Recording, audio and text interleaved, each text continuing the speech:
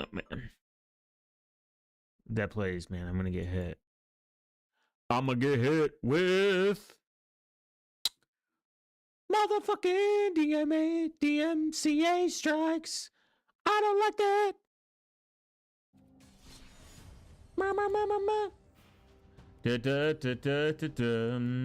Let's go.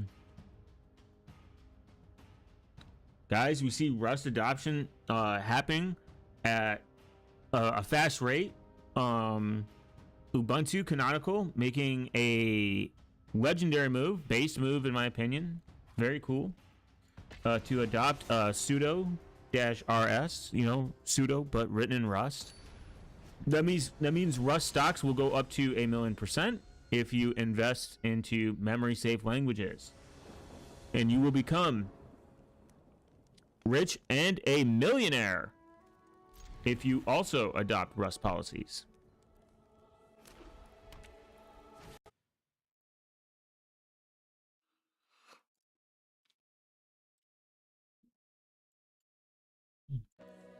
Rust mentioned.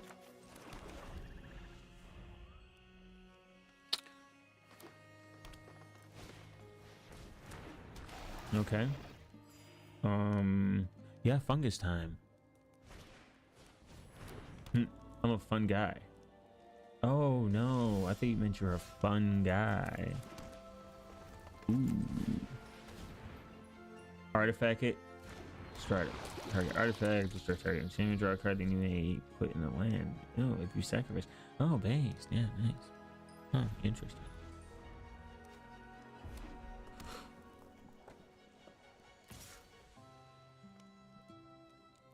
No blockies.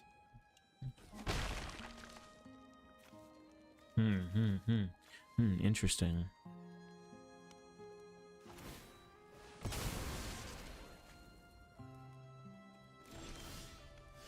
Oh, hell yeah. Okay. Okay. Oh, gotta go that.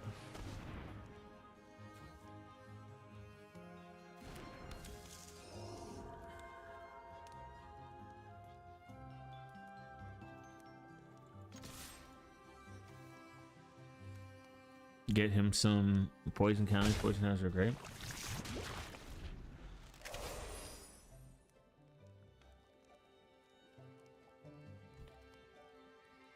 Cauldron. Spooky. Okay. Fuck you.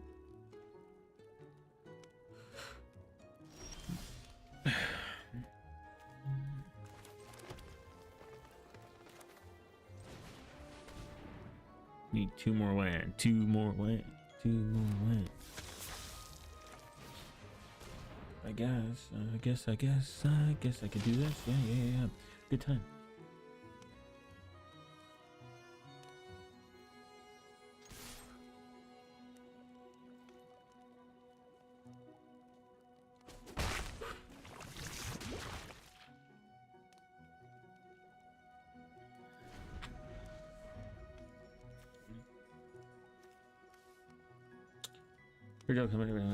Interesting. Ooh, a wall.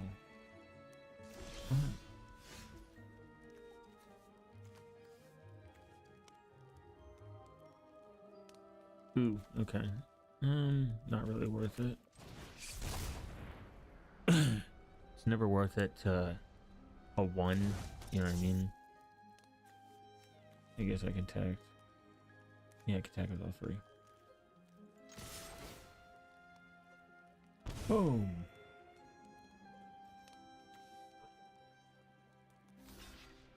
No.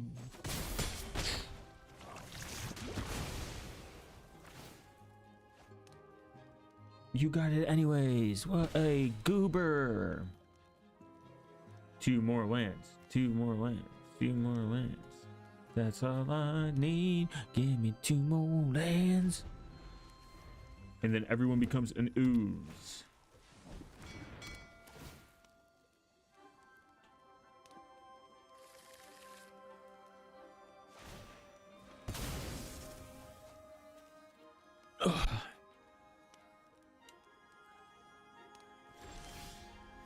Damn. Well, I'm Gucci on destroy target creature. Destroy target creature.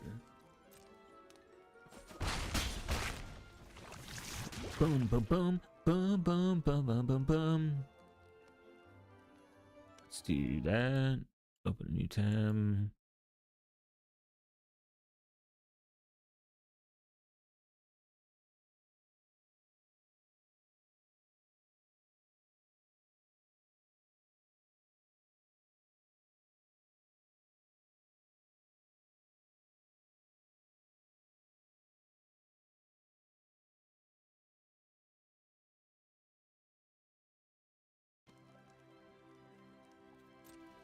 Ugh.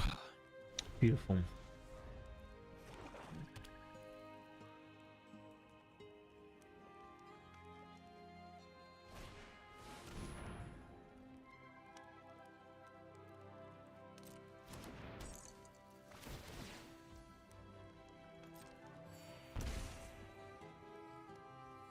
Do do do do do do do do do do do do.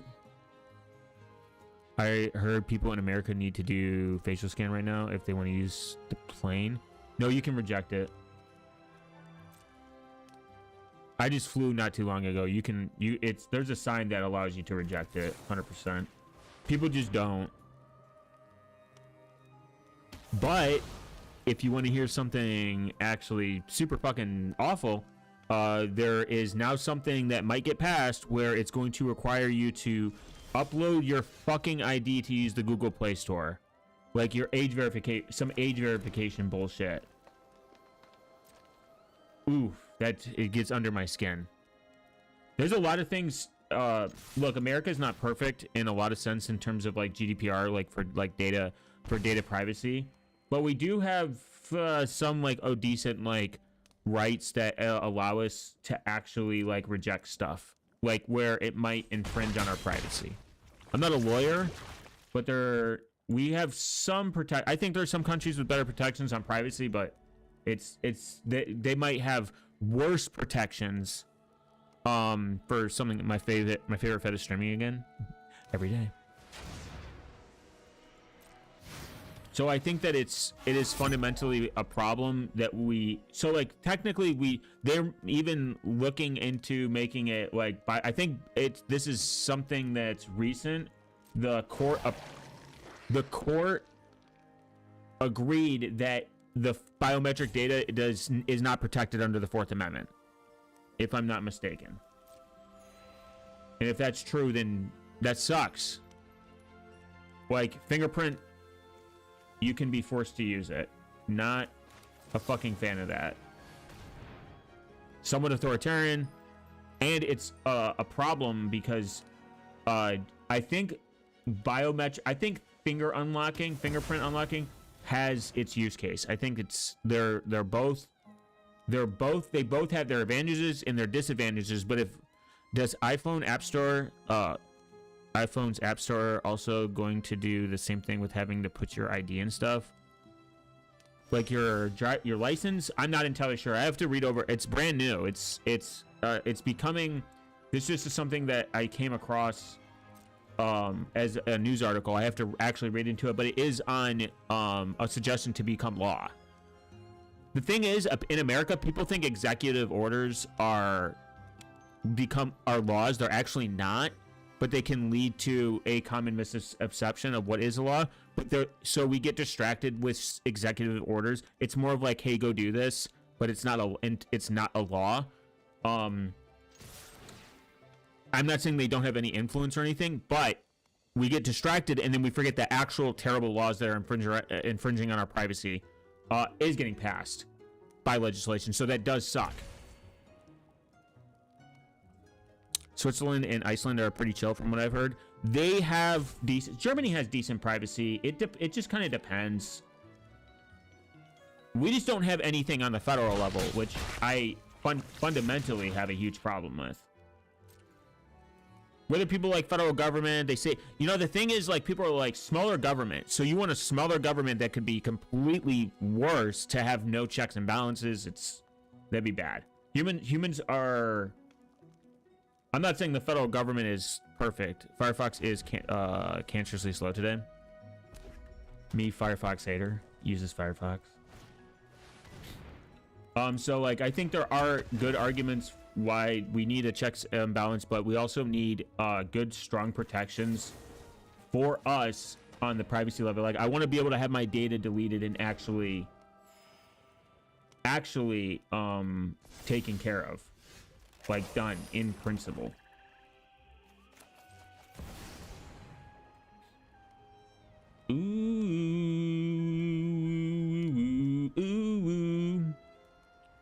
And just like how Linux gives us choice, we should have choice. Like if I go and get it, oh, he quits. So if I go and get an app and I decide that I don't want to use this anymore, I don't agree with it or anything, and I want to be deleted, I should have the right to be deleted. California, as it does make some mistakes in a lot of aspects, had the data protection do not like act from them is solid and a step in the right direction, and I hope other states follow. What is it called? Gosh darn it.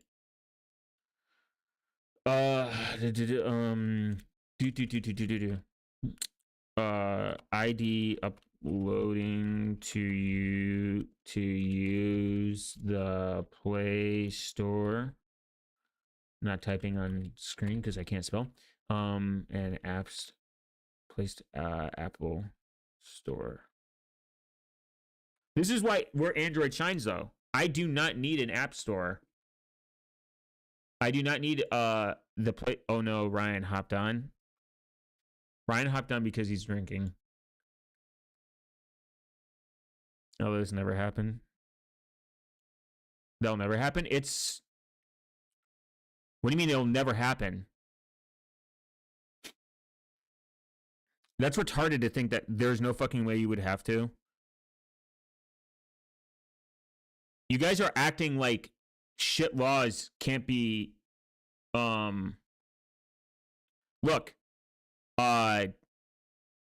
this isn't even FUD. Look at the Patriot Act. There's no way that the NSA could be fucking spying on us.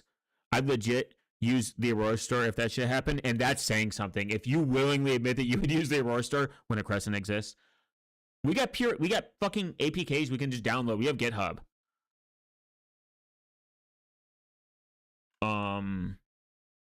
Law. I'm not. People act like this shit can't get fucking. God.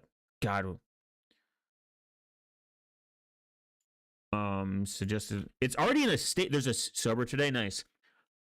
There's a state that's requiring this already. I think it's Utah. So if you have an iPhone, you say that you're literally specifically. They have. Just GitHub, bro. And the Crescent Store. Ooh. They don't have pure. You can't get them purely from the APK. Like, you can't get the pure APK. Whatever. Utah has a law. So if you say. I'm never going to use Google Play anyway. Even though it's better. It's more secure. The Aurora Store is a terrible option. This is just some humiliation ritual. But the thing is, the Utah, when you set up an iPhone for the first time, it will ask you if you're in Utah for a reason. There's a reason. I can't. It's something to do with like U.S. law to have. And if this ever happens, I'd be like, love it, Android. ID for Play Store. Yeah. In order, my preferred method is a Crescent, Obtainium, Play Store, and then F-Droid. And I get it. If there's any F-Droid about to be flooded in the comments, I'm already aware of F-Droid's problems. I'd recommend using the Aurora Store if your threat model calls for not logging into Google services at all. But if you have Graphene OS, you don't got to worry about this. And you can just use a Google account that has no association with you. And then if your threat model is really that bad, you probably shouldn't be downloading any app. You should keep your app usage minimal, and you can just use progressive web apps, in my opinion. If your threat model is that deep, Progressive web apps, browser apps are a million times better. They're more private. And if you don't want anything with Google services, I don't know what to tell you, champ. I think a fake account attached to the Play Store that is not tied to any identity or a new email is far better, way better. Play Store or Apple Store. I think Ars Technica.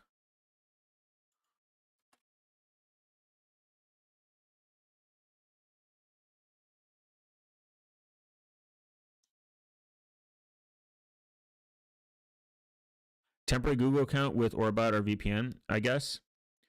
A Crescent, Google Play Store, Obtainium, Aurora Store, F-Droid.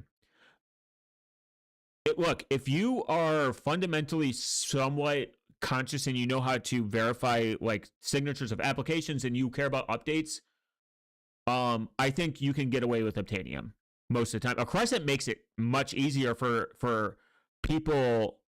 I look at it like this: a Crescent is for normies that don't want a Google Play account. That's Rust dependencies are starting to worry me. Fuck this guy. Boo! Downvote him. Everyone downvote this man. Negative Rust. Litter.sh microblogging via the terminal. Huh? I'm going to have to bookmark this. This looks amazing. Temporary Google account with Orbot or VPN. Yeah, that would be probably the most optimal way to do it if you're that worried about like certain OPSEC.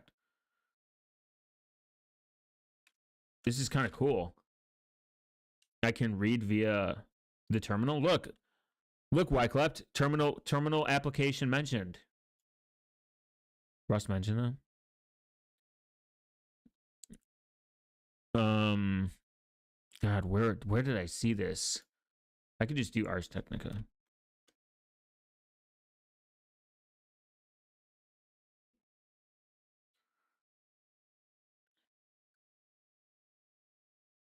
Yeah, but that was the old ways. Look, I'm okay with F-Droid, surprisingly. I can see their argument.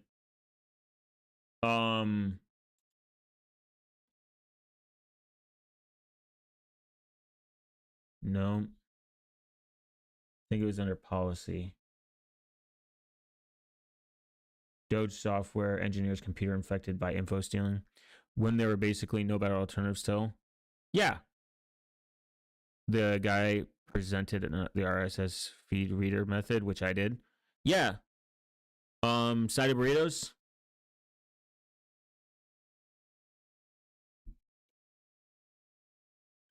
Or whoever. I mean, where is this? Hundreds of email. I don't care about that. Why MFA is getting easier to bypass and what to do about it. Whatever. Millions of Apple. Oh, AirPlay enabled devices can be hacked via Wi-Fi. Isn't that crazy? I remember this. This came from, I think, Wired. This is crazy. Don't get it on the internet, kids. Signal clone hacked? Yeah, you don't know about this? Are you unaware of this? Oh, shit. If you're unaware, this is crazy. So a messaging service used by former national security advisor like Mike Waltz has temporarily shut down while the company is investigated the apparent hack. The messaging app used to access the chief's archived Signal messages, but not made by Signal itself. So essentially, this company that was outsourced as outsourced security, already red flag, made a Signal fork. It's called Telemessage. It's not for consumers. Oh, you are aware? It's just funny. Yeah. What a shit website. No cryptographic management for group messages. Ooh. It's run by a bunch of boomers that didn't know shit. Yeah. You don't need to even be political to understand that. What's his name? Pete Hetzek is a fucking retard. The guy is like very dumb. Don't look now, but a confirmed gamer is leading the Catholic Church. Based. Yo, if the Pope is a gamer, based. And it's bad because these security things like need to be like efficient. Was it culture? God, I can't remember the fuck I saw this. It bothers me. The orange man doesn't know how SE Linux, so he is bad. True.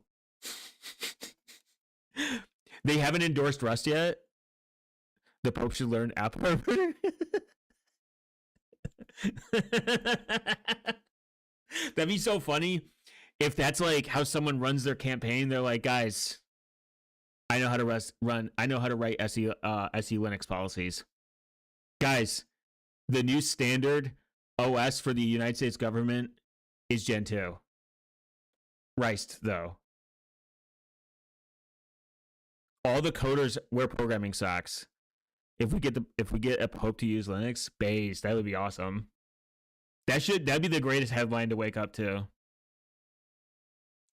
Ars Technica ID upload for, God, this is gonna hurt. Play Store. No, he needs to support Cubes OS.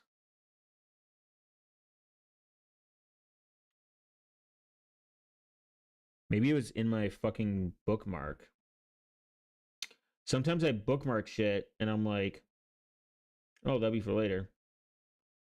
Did it? It will be great. It will be very hard. Hard and Musel, LLVM, SE Linux. And it will be great. It will be very hard. And we will keep winning. Did you see that Graphene OS's auto reboot feature is took Graphene OS's auto boot feature and ported it to Linux, like themselves? It's pretty cool.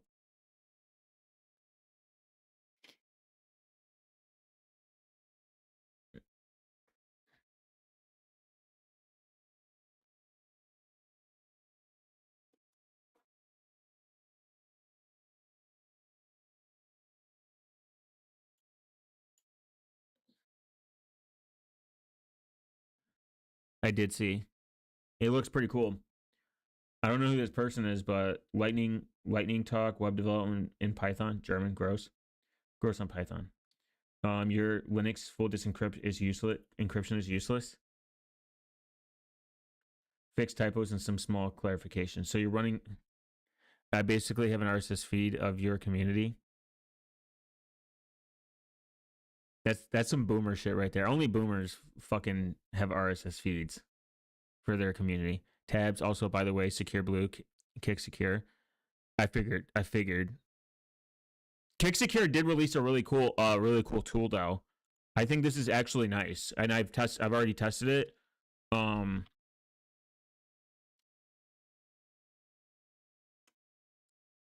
The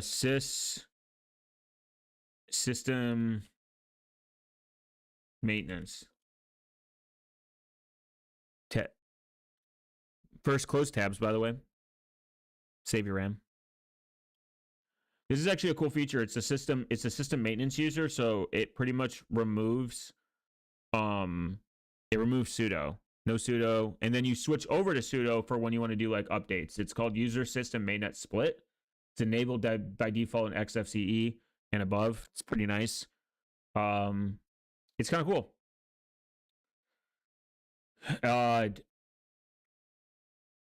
And if you can switch your sudo in the root profile, you could do it in Rust, which is from the terminal and also written in Rust.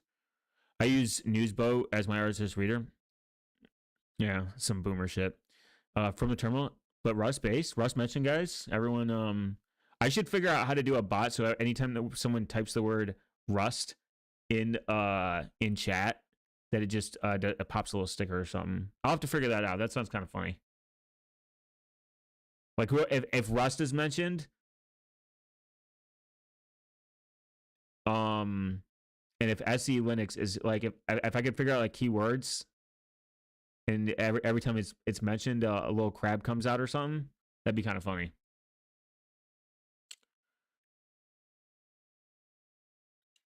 Oh, this is your Linux full disk. I think I remember this. That full disk encryption does like I could be wrong. I remember someone saying like signals like encryption at rest is useless. Command line scares me. GI Poppy, help me. For real. You like I taught someone like I pretty much mute Newsbo WeChat isn't what the fuck is WeChat? I can't remember. The command line's fine though. WeChat isn't that for like China? The fuck you use WeChat for? Are you in Hong Kong, my friend? Or China? Someone said like what do you call it? That someone said pretty much I was like reading on a blog WeChat is an IRC client. Oh. Oh yeah, you are right. Oh shit, I forgot. I think a long time ago.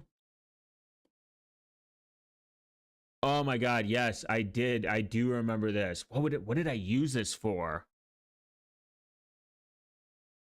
I used this for something and I thought it was so cool. Wow, this is a core memory. I forgot about this.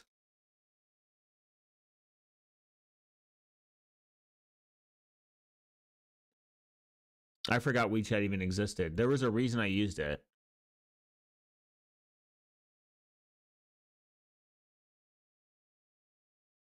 But it does multiple protocol architecture. It's not just for IRC, right? Ew, WSL mentioned. Speaking of Hong Kong, the protesters used Telegram, which showcased Telegram effectiveness. Yeah, it was bad. I think it leaked or something. Like they found it because of that. Well, I didn't go well since the Chinese government was able to de-anonymize them by yeah. You can use the matrix and yeah, that's what I used it for. I used matrix. It was like very lightweight and very chill. How to be safer? Use secure root and authenticate your code. Oh wait, via plugin you can use yeah. So you're running Linux with full disk encryption, Lux. You feel safe because nobody can access your data. The thing is, if I can modify your boot partition, you're screwed. Not only can I log your password, but I can also simply deploy a backdoor to show you how easy it is. I will show you my exploit. Wow, oh, based. CD boot intra.image generic sed-i read only random init send ooh I3641 echo root echo date temp hack init genic. How the exploit works: I take your laptop and boot into my live system. I mount the boot partition and extract intard, which can be. I'm pretty sure secure boot on Linux has the iframes left unencrypted, which can be verified. I'm pretty sure, unless you use UKI, which also lets you verify the anyframes. I can't read, dude. I take your laptop and boot into my live system. I mount the boot partition and extract the init income frames extracted. I add a backdoor and modify the init script. Sed adds a cron job at line 364. Some background information. When you boot the system, the bootloader loads and extracts the kernel and interred into memory. The interred is just a small file system with the etc file, the user, and the bin. At this point during the boot, the interred has two tasks: mount the disk where the root file system is located, also decrypt the disk, run the init system like systemd. Boo! I don't know how to pronounce it, bro.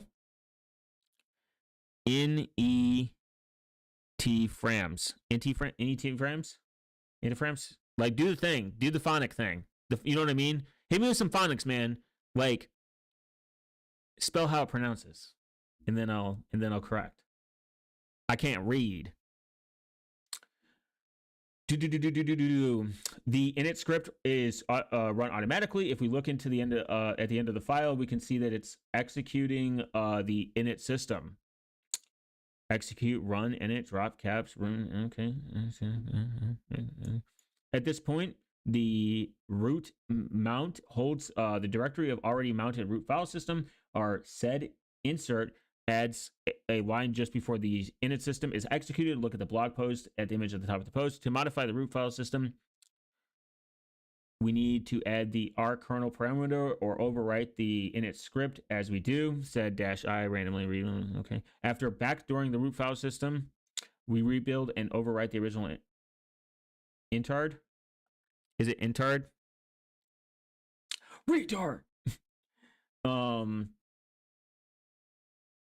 File system we rebuild intard. After the next reboot, our backdoor will be placed in etc. cron.hack.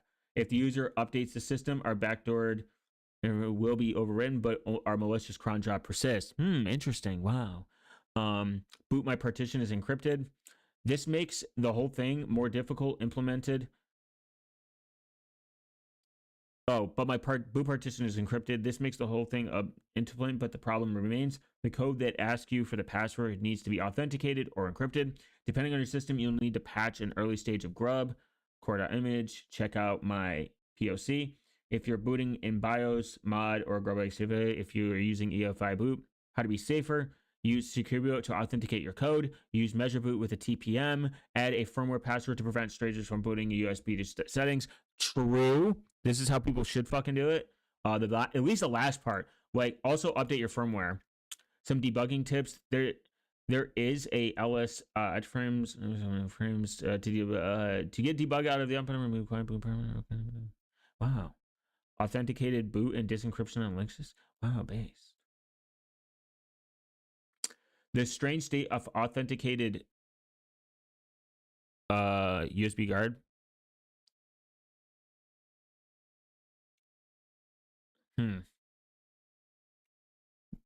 This looks like a schizophrenic site. Zeropointer.net. What do you call it? This is why I like cubes, because even though, okay,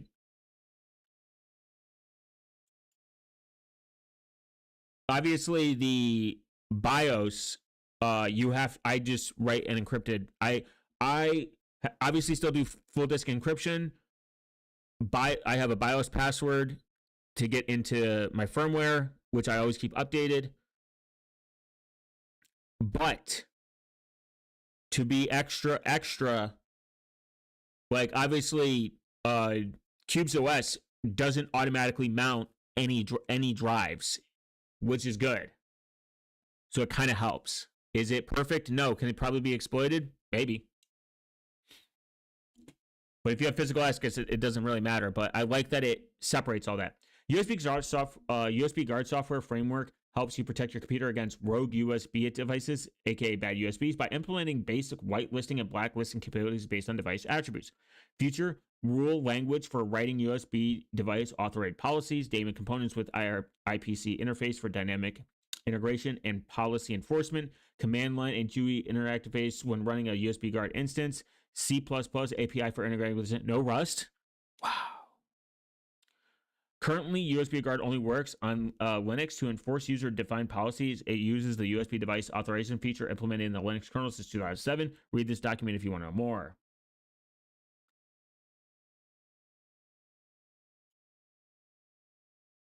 That's cool. Whoa, kernel talk. Compilation installation. If you want to compile the source from release tab, Turbo, I don't. I use a ARM Chromebook, by the way. I don't. Yeah, that'd be sick though. I used to make fun of. I mean, Chromebooks. The problem with them is their price points all over the fucking place. But I used to make fun of them. But I was like, actually, Chromebooks are great. Their security is really, really top notch. They're probably, besides MacBooks, they're probably one of the most. They're probably one of the best consumer level, out the gate secure laptops. with security in mind. In general. OS packages. Fedora, Linux, Red Hat, or CentOS. Nice. Before using configure, you need to configure it first. Sure to configure it first unless you know exactly what you're doing. All USB devices will get blocked for more information. ARM Chromebooks would probably have the like good boot security, good security in general. Yeah. Chromebook security. Like if I wanted to hand somebody at Vidanium OS will be legendary. Similar to Android. Android mostly. I wish there was something like Graphene OS for, I don't know, Chromebooks. There is the Graphene OS. There is the Chrome. There is the tablet. I mean, technically, and Google's going to release another one. Do Chromebooks need antivirus? Secure hardware security.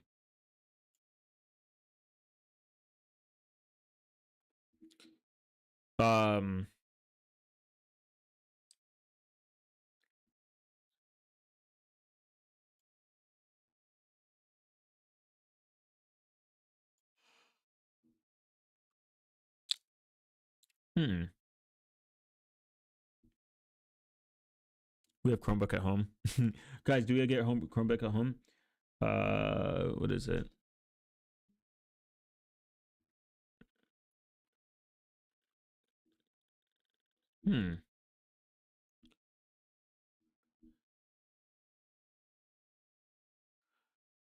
Chrome OS has a full verified boot implementation. It's apparently limited to by x86 though. Interesting.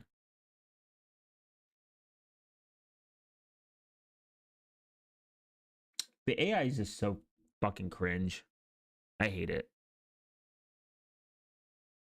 Oh, I remember that. Who made a fork of this? Someone had like, it's like you have to pay for it like yearly, and it gives you Chrome OS, but without something. I don't know. Someone reviewed it.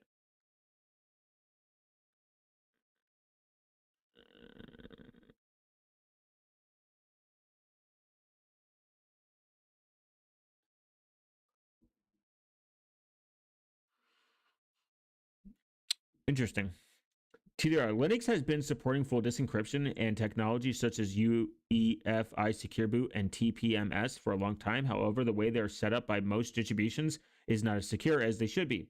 In some ways, quite frankly, weird. In fact, right now, your data is probably more secure if it's stored on a current Chrome OS, Android, Windows, or Mac OS device than it is on a typical Linux distribution. Wow. Wow, we were just talking about this. FidoOS. I know all the Chromium forks. Yeah, it's FidoOS. All of them are based on Gen 2, by the way, because Gen 2 mentioned. Chromium. Yeah, that I'm aware of, like the Chrome OS. They picked Gen 2 because of flexibility, I think. There was a reasoning behind it. Now it's just like whatever, but they picked it for specific reason. But that's kind of interesting. In fact, right now your data is probably more secure if it is stored on a Chrome OS, Android, Windows. Interesting. Android mentioned. Generic distributions, Debian, Fedora, Ubuntu adopt full disk encryption more than 15 years ago with Lux crypt setup infrastructure. It was a big step forward to a more secure environment almost 10 years ago as the big distributions started adding UEFI Secure Boot to their boot process. Support for the trusted platform modules have been added to the distribution a long time ago as well. But even though many PCs, laptops these days have TPM chips on board, it's generally not used in the default setup of generic Linux distribution. Portage is extremely good. Portage, right? The basic technologies, Luke's DM crypt setup provides disk encryption and optionally data authentication. Disk encryption means that reading the data in clear text form is only possible if you possess a secret form, some form, usually a password, a passphrase. Data authentication means that no one can make changes to the data on disk unless the process of the secret of some form. Most distributions only enable the former, though. The latter is more recent addition to Luke's encryption setup, and it is not used by default on most distributions, though probably should be. Closely related to the Luke's DM crypt and DM variety, which can authenticate immutable volumes. the DM integrity, which can authenticate writable volumes, among other things. UEFI Secure Boot provides mechanism for authenticating bootloaders and the other pre-OS binaries before they're invoked. If the bootloaders then authenticate the next step of booting in similar fashion, there's a chain of trust which can ensure that only code has some level of trust associated with it and will run on the system.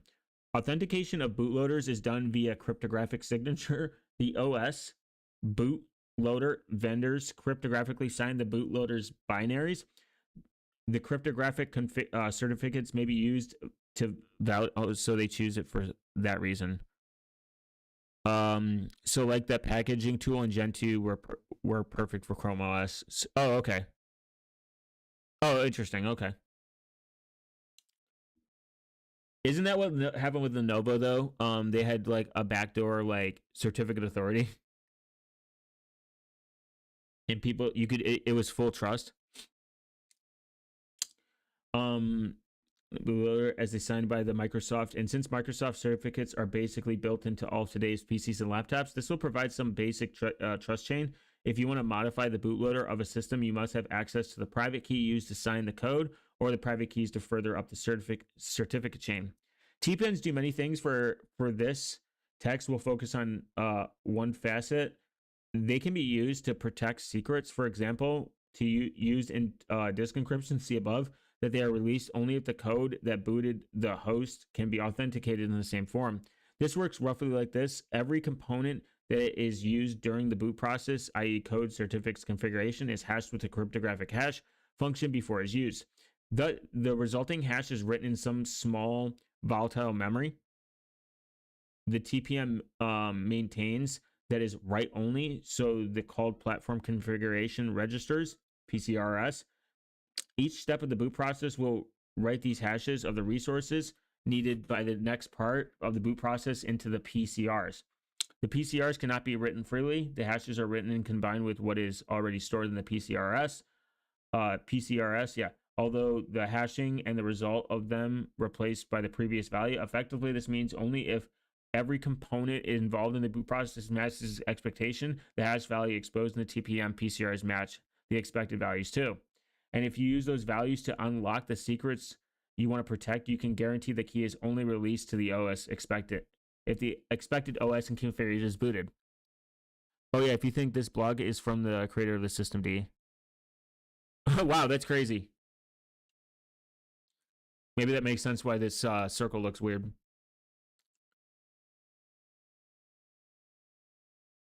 Are you safe? So does this game, can we do better? Of course we can. This is what the story's actually supposed to be about. Let's first thing out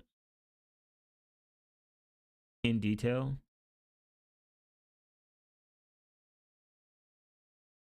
Oh, I think it is. My favorite meme is like that. Why systemd? Why systemd is a problem, or like fuck systemd pretty much.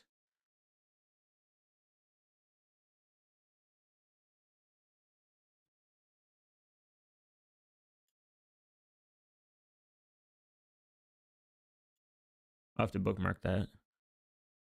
That's very interesting. These are very cool. Very cool.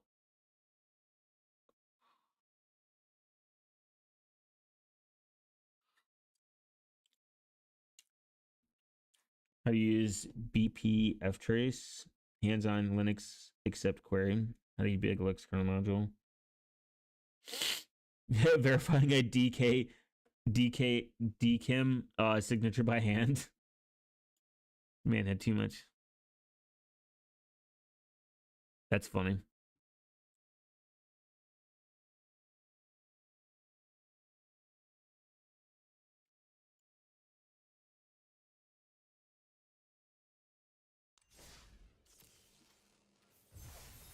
Guys, how to write binary by hand? Oh no, FireJail. Oh yeah, I think this Temple OS is the most secure operating system in the world. FireJail actually is the most secure policymaker. Bubble, why do you think it's called FireJail? You think I'm gonna? Do you actually think that I'm going to think that some bubble wrap is going to protect me. It's called bubble wrap. Clearly it can pop. Fire jail? Based. Bubble wrap? Poo poo.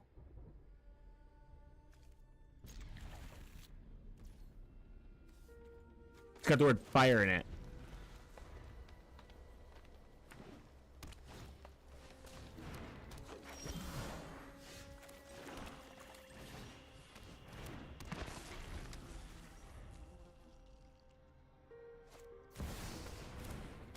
Oh, okay. Wow. Let's get rid of this guy. Like 2-drop. Yo! Give me something to kill him. Quickly. Bubble jail? Damn. Jebaited.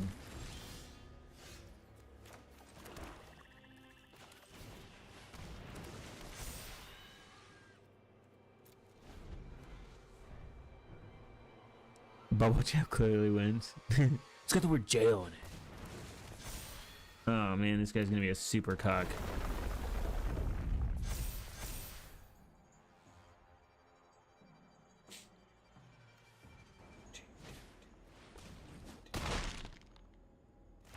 What a bitch.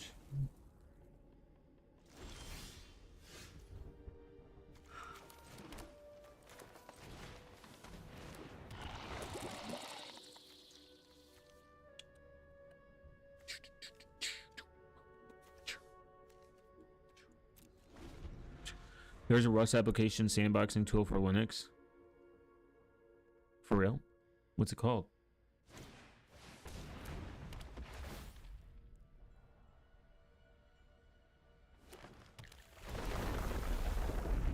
Rust mentioned. Woo! The damage he about to do.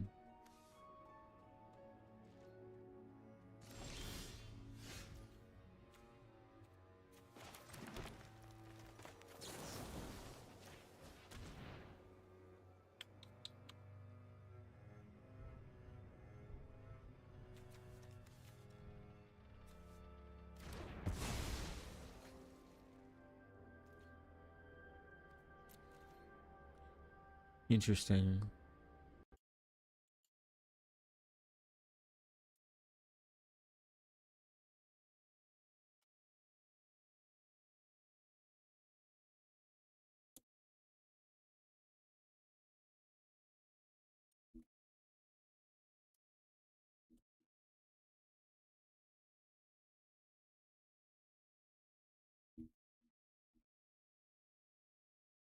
Crab Joe Codeberg page. That's funny.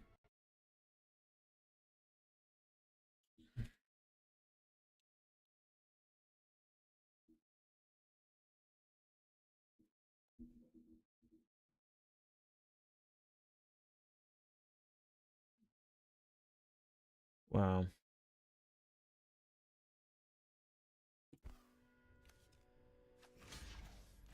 Ooh.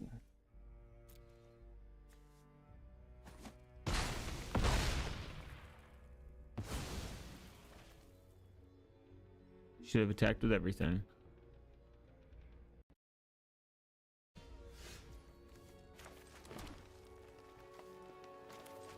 Now you fucked up.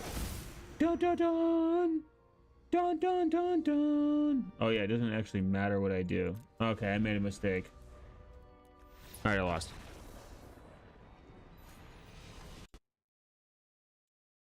Oh.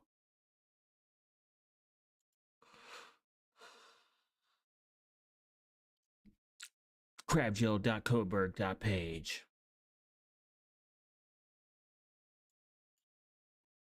You like Rust, right?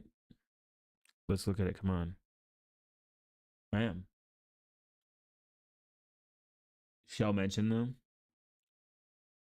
CrabJail is a high level counterpart of Crab Block. What the fuck?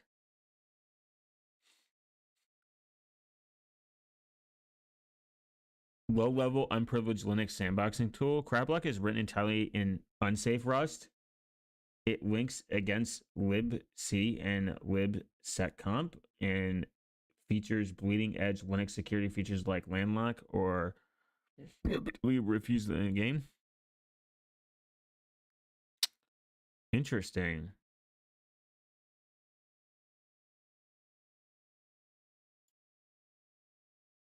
Motivation to be now to be worded or something. Interesting. Alphabetical bubble wrap, fire gel, mini gel, NS gel. Interesting. Okay. Crab block is written entirely in unsafe Rust. Linux sandboxing tool. CrabGel is the high level counterpart of Crab block. Wow. Prerequisites Rust, Minson, Sandock. Okay. In alpha related projects, NSGL, containers, crun, LXC mentioned. I know it's not pronounced LXC, and I don't think it's pronounced LXD. I think it's pronounced something else. Kernels, gvisor. Gvisor mentioned, guys. Satan. Huh. Was that devconf? Is a framework to filter, transform, and impersonate system calls, enabling privilege reduction in container and visualization. If it allows you to filter and reply only to systems calls you need. Wow. Interesting.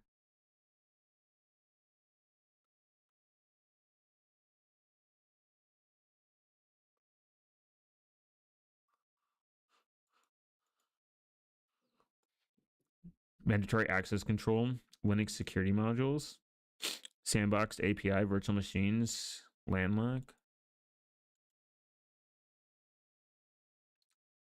Huh.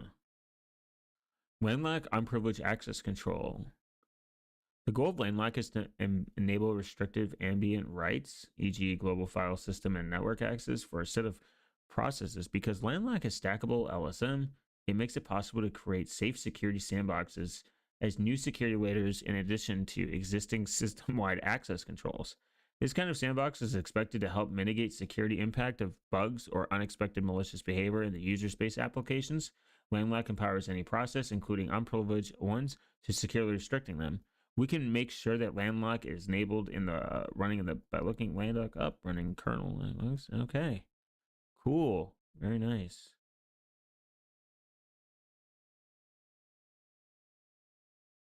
Huh.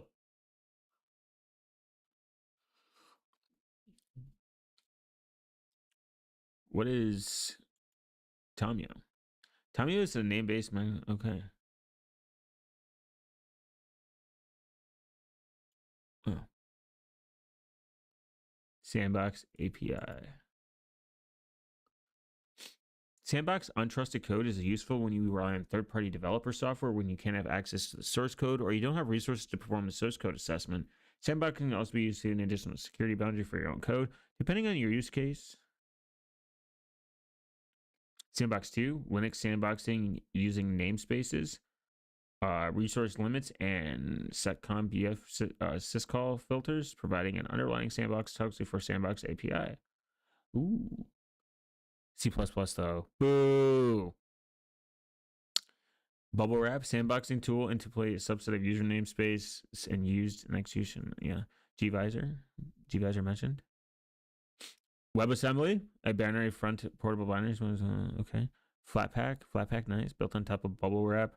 Provides sandboxing for Linux desktop applications, puts emphasis on package and distribution of native apps.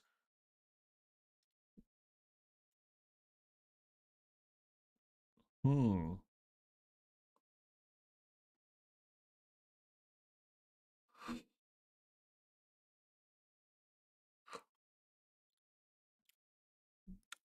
The program can be shared by all container tools which perform non-realized, such as Flatpak, RPMS, Ostri. I have used this and it's interesting.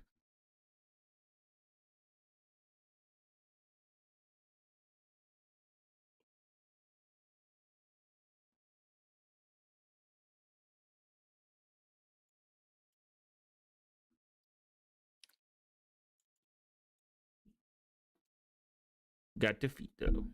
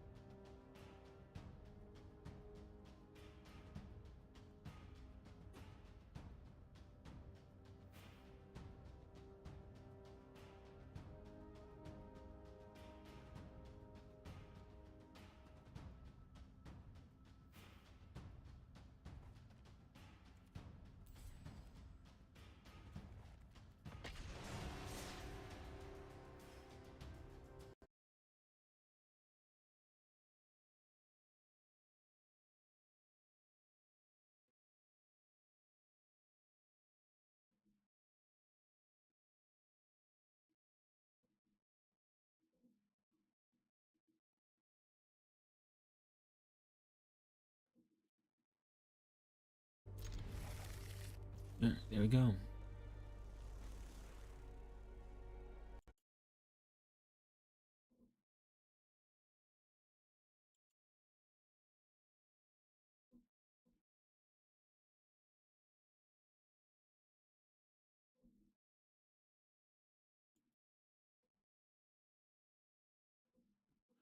Okay, but I just saw the announcement of Doom, the Dark Ages. Looks super fucking cool. Most likely gonna get it. Hopefully it works on Linux and my PC can run it, because if it can, I'm gonna get it. I'm gonna get it. I'm gonna get it. I'm gonna get it. Da da da da da da da da da da da.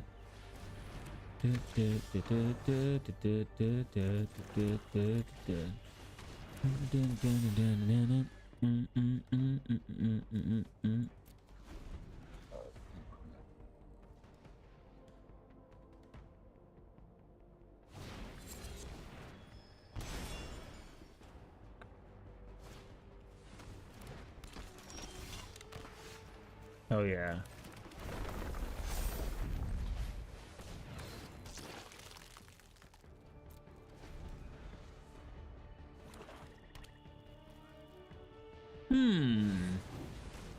Beep beep boop boo. Damn, this guy's getting stacked. He's stacking.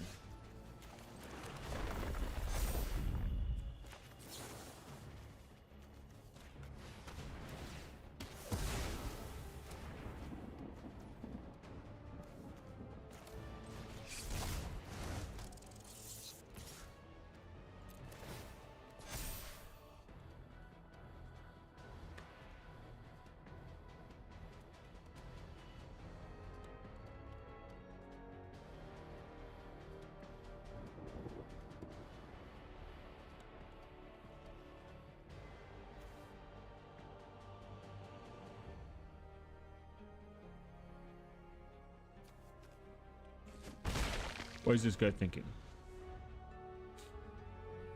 They got something in their hand. Hey, yeah.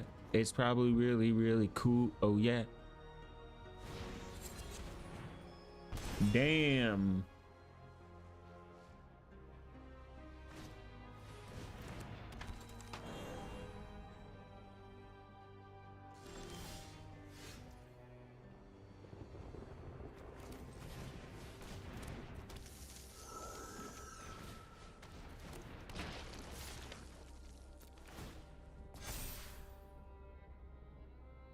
This guy's gonna let me grow. It's kind of dumb. I'm just gonna keep getting stronger.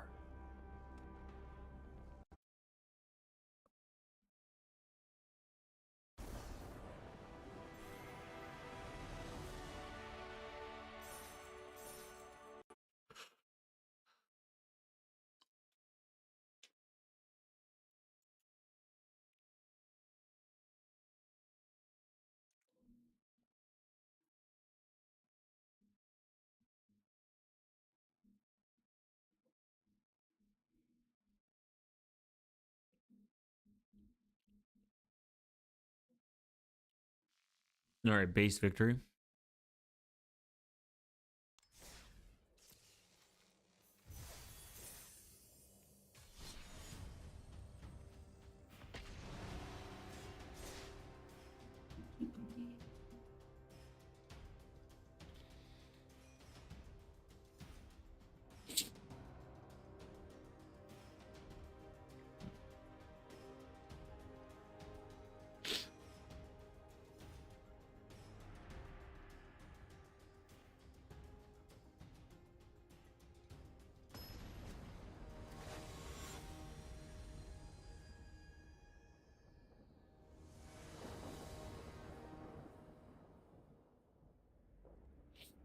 We should look at more schizo sites. We will.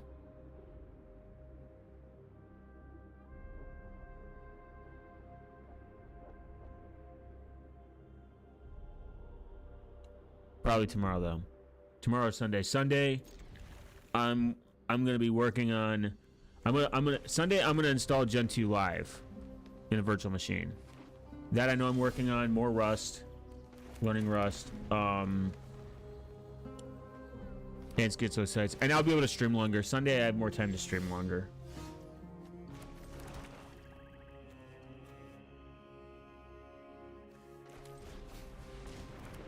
I'll look for a list of schizoid sites I can find too. They're kind of hard, and I want to pre-check them so I don't end up, you know, looking at some illegal shit by accident. When? This Sunday.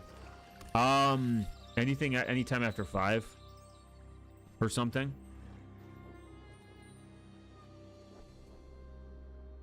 I haven't picked an exact time frame. I try to be careful with my time frames. When based Rust Gen 2, yeah. Because YouTube punishes you if you don't go by your laws. We install Void. I could do Void too. It depends. Gen 2 will be cool. I'll do Void. I'll do Gen 2, Void, Arch. And then there's even something that just came out called that has a template for Atomic Fedora rebase, like rebasing your own OS. If I can do that in a virtual machine, that'd be awesome. Nice. Nice.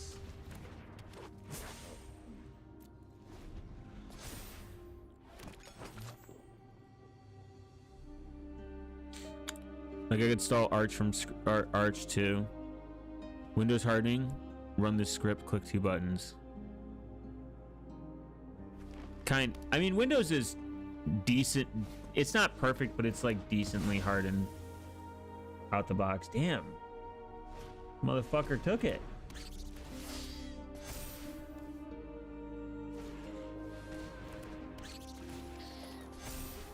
That's so weird. That shouldn't... Huh.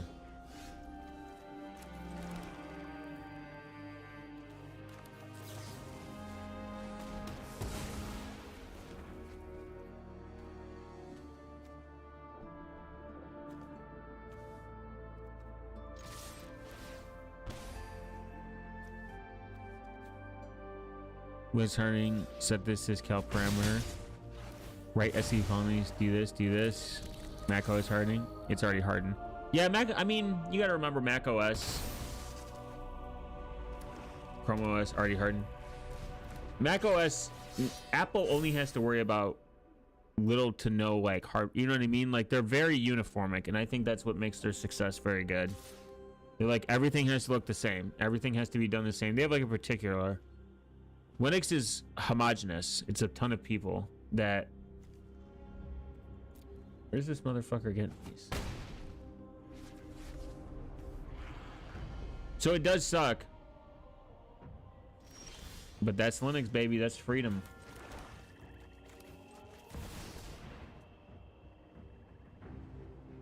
I hate GNU so much. I have to switch to Busy Blocking Missile. I hate GNU so much. Don't lie.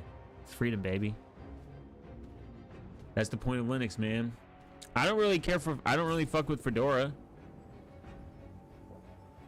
I can acknowledge things too, on a fundamental level, like I get it.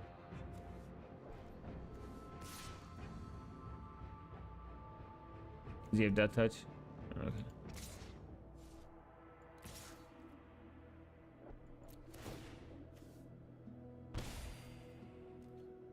I have to switch to PC. True. And the thing is, I always thought Linux was not more secure, but don't use GCC. Oh. Also use Clang as my default C compiler. Don't use GCC. 4, 8, 9, 10, 11, 12, 13, 14.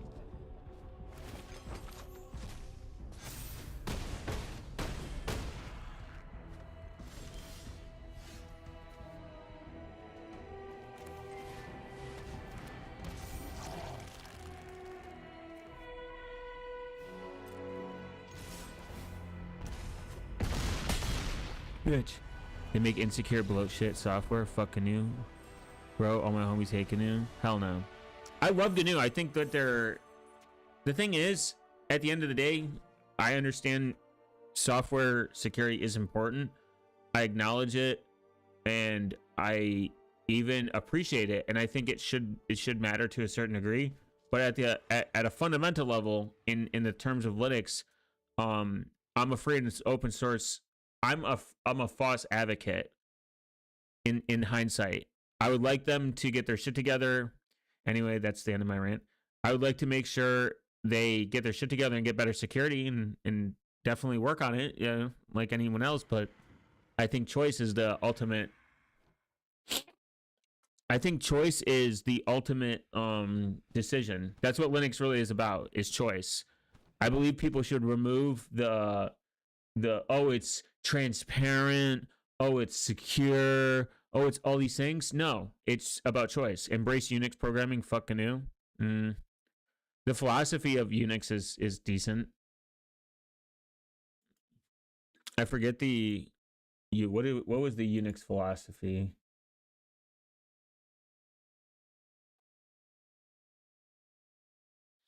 For developing software. It's like supposed to be like be so simplistic. Make each program do one thing well. To do a new job, build afresh rather than complicate old programming by adding new features. Expect the output of every program to become the input to another as yet an unknown program. Don't clutter output. Avoid stringy comma binary inputs. Design and build software, even operating systems, to be tried early, ideally within weeks. Don't hesitate to throw away the clumsy parts and rebuild them. Use tools in preference to unskilled help to online programming tasks, even if you have to detour build tools and expect to throw some out of. Write programs that do one thing, do it well. Write programs to work together. Write programs that handle text streams because that is a universal interface.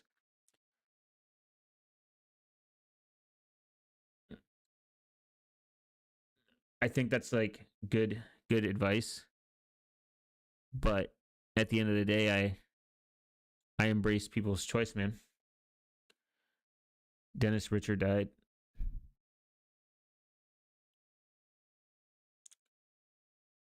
Linus Torvald is getting old, and it makes me sad because he's getting old.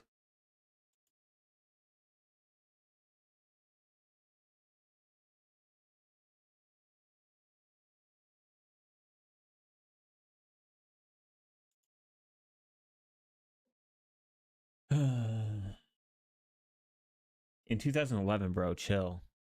I thought that like this guy just recently died. Yo, did he make C?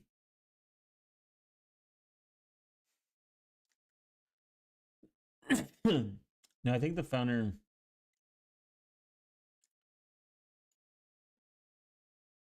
I remember.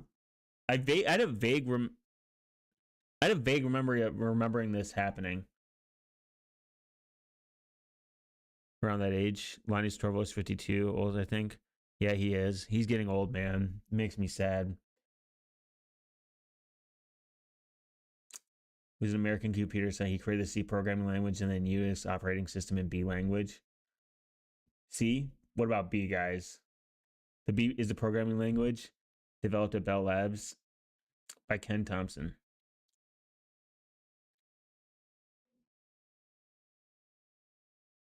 Bro, this guy's still alive. That's crazy.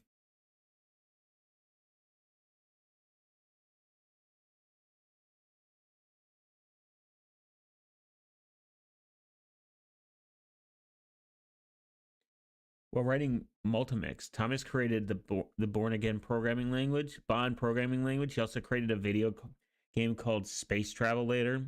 Bell Labs withdrew from the Multimix project in order to go on playing the game. Thomas found an old PDP-7 machine and rewrote Space Travel on it. They also made Go, I think. Richard Stallman will die before Linus Torvalds. Yeah, he did make Go. Interesting.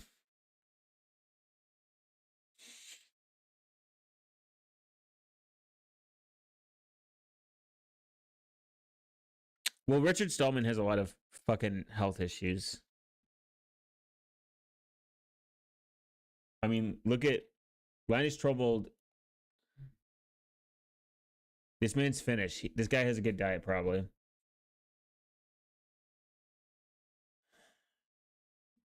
Damn, he's 55. He has 3 children, though. Imagine marrying this person.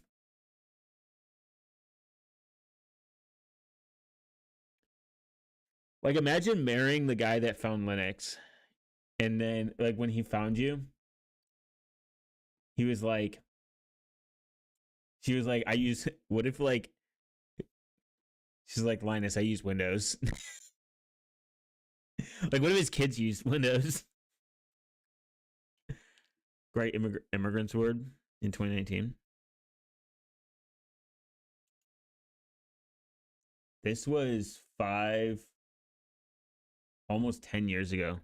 My Servo is just a normal guy. Obviously, the guy drinks Pepsi 20 times and has questionable views on things. Stallman. He is a normal guy, but he's Finnish, so it makes him live longer. Probably has a good diet. I think Stallman's views aren't even really like quite. They're not weird. He's just retarded.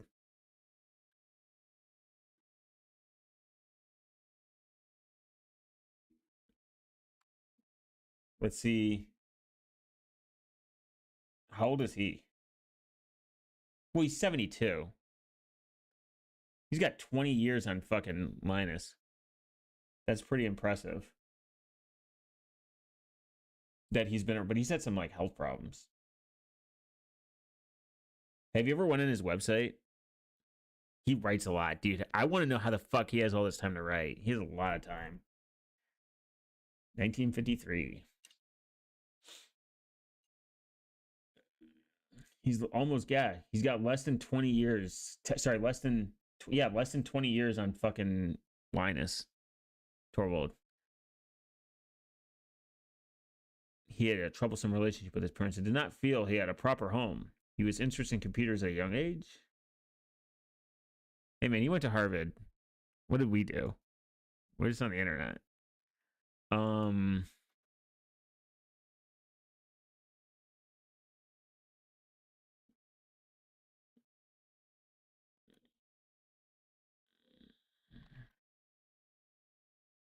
Stallman invented you because he couldn't fucking get the source code of a fucking printer. That's actually kind of awesome. That's even better. He couldn't get the source code of a fucking printer. I think that's actually a based way to start a place. If you're like, you know what, fuck this printer, I'm gonna go start the GNU Foundation, and that's what started, that's even funnier. That's great. Stallman has long been famous for his extreme devotion to the cause of free software. He spearheaded the GNU Project to produce a Unix-like operating system that would be free from anyone to use to modify. GNU software became a key part of their operating system most people call Linux. For decades, Richard Stallman has traveled the world explaining the benefits of free software. Before he travels to give a speech, he frequently sends event hosts to a lengthy email describing his conditions. Stallman is legendary for his stubbornness and ideological inflexibility. Event organizers seeking to host Stallman are banned from using the term Linux or open source, a term he's viewed as deliberate rejection of the moral stance implied as free software. Damn. I would never want to say the word Linux around this man because I'd get pissed. If you find a host for me that is a friendly parrot, I will be very glad. Stallman wrote in 2012 of the email. However, he asked host not to purchase a parrot for his benefit. If you buy a captured wild parrot, you will promote a cruel, devastating practice, and the parrot will be emotionally scarred before you get. Dude, why isn't Stallman a vegan? That's what I want to know.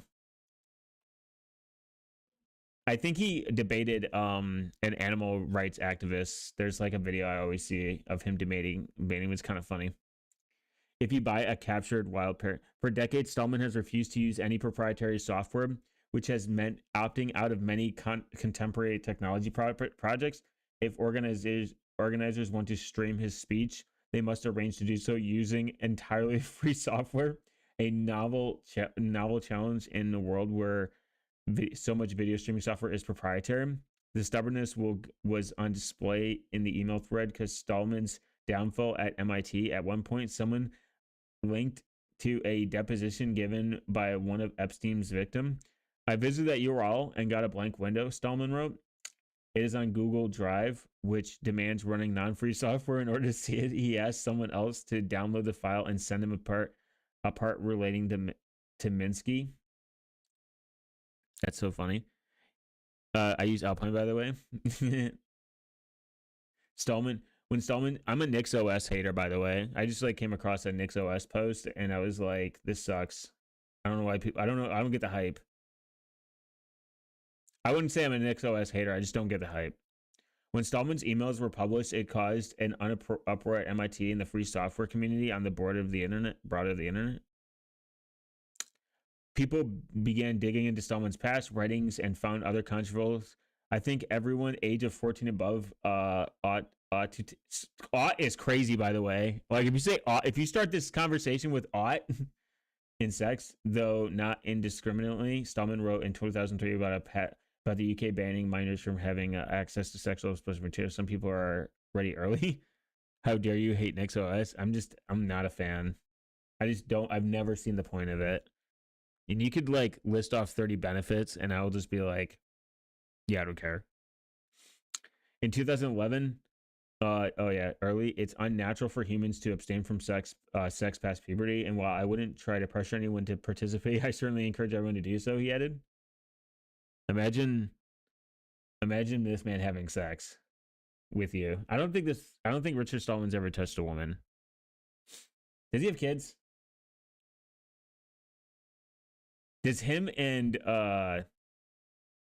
does Linus and Richard Stallman hate each other? No, he has no kids.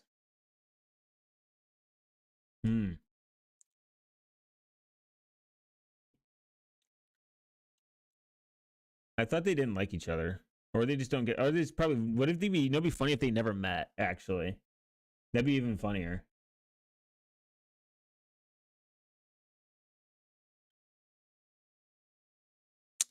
In 1998, Red Hat and VA Linux, both leading developers of Linux-based software, President Torvalds with stock options in gratitude for his creation. That year, both companies went public, and Torvalds' shares briefly shot up to 20 million. His personal mascot is a penguin nicknamed Tux, which has been widely adopted by the Linux community using the Linux kernel's mascot. Okay.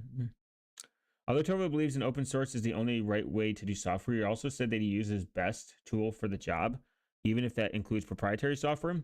He was criticized for his use and alleged advocacy of the proprietary Bitkeeper software for a version of control in the Linux kernel. He subsequently wrote free software replacement called Git. I think he doesn't want to have children. Linus Torvalds and Richard Stallman did meet. I figured they met. It'd just be funnier if they didn't. Like, what if Richard Stallman met him and he's like, they're sitting, they're like, yeah, come to my house. Yeah, what? And then he's like, it was one of the reasons why Linus Torvalds picked GPL for the kernel. What if he like comes over to like Linus's house and he's like, hey, do you want to use the Wi-Fi? And he's like, sorry, I don't know if this is using open source firmware. Give me the Ethernet cord. And he's like, get out. He tells me to get out. It's like, leave. Imagine being in the car, like, imagine being in an electric car with Richard Stallman. He's like, this is running proprietary software. I'm out. I'll walk. In 2008, Torvalds stated that he used Fedora Linux distribution because it had fairly good support for the PowerPC processor architecture, which he favored at the time. He confirmed in a 2012 interview, Torvalds abandoned GNOME for a while after the release of GNOME 3, saying the developers have apparently decided that it's too complicated to actually do real work on your desktop and have decided to make it really annoying to do. Then he switched to XFCE. Boo! Yeah, Stallman is the A-list. Interesting. In 2013, Torvalds resumed using GNOME, noting that they have extensions now that still much too hard to find. but with the extensions, you can make your desktop look almost as good as it looked 2 years ago. Off topic, but Divest hosts like some hardened open war builds. Yeah. I did see that. It's pretty cool. Open WRT has their own. I want to get their, what do you call it? Their router. Looks cool. The Linux Foundation currently sponsors 12 volts so he can work full time on. The Linux Foundation currently sponsors 12 volts so he can work full time on improving Linux. In 2012, while giving a talk at University, 12 volts said "fuck you" and raised a middle finger to critiquing the company NVIDIA, which specialized. Yeah, fuck NVIDIA. Me with an NVIDIA card. Dev. The website is still up, by the way. Based. Authority and trademark is of 2006, approximately 2% of the Linux kernel was written by 12 volts. That's huge. Despite the thousands who have contributed, his percentage is still one of the largest. However, he said in 2012 that his own personal contribution is now mostly emerging code written by others with little programming. He retains the highest authority to decide which new code is incorporated to standard Linux kernel. 12 volt holds the Linux trademark and monitors its use chiefly through the Linux Mark Institute. Are you a copyright enjoyer? The Linux Mark Institute is an organization which administrates the Linux trademark on behalf of Linus Torvald for computer software, which includes Linux kernel, computer hardware using Linux-based software trademark. Interesting. Or do we change a normal sub-licensing fee for the use of Linux name as a part of its trademark, but later charge this in favor of offering a free perpetual worldwide sub-license? It was headquartered in California until 2005. Since 2008, it has been developed in Oregon. Interesting. That is a interesting business. Outsourcing your trademark. Other software Git. Wow. Linus Torvald is married to Tove Torvald, a 6-time Finnish national karate champion whom he met in 93. He was running an introductory computer laboratory exercise for students, and then go look at some of the information people in the privacy community. Oh yeah.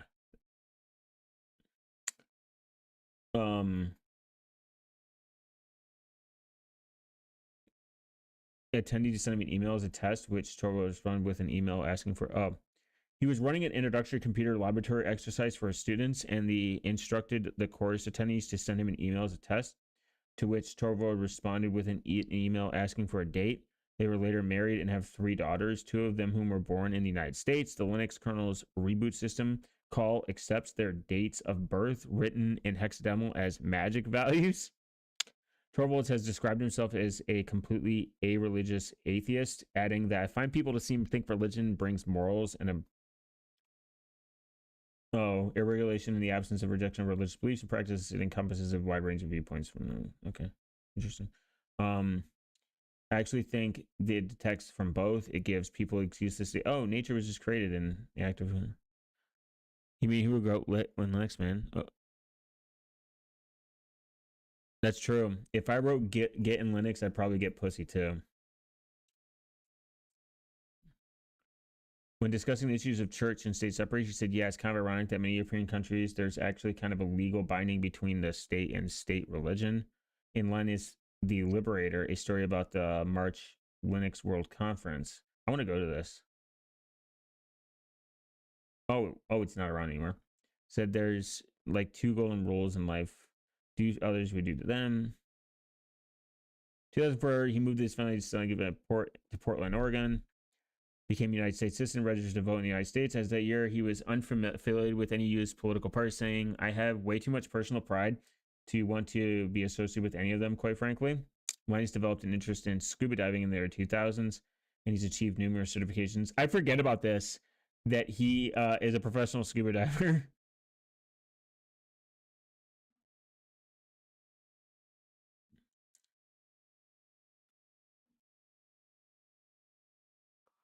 Solid road canoe. I should also get him pussy.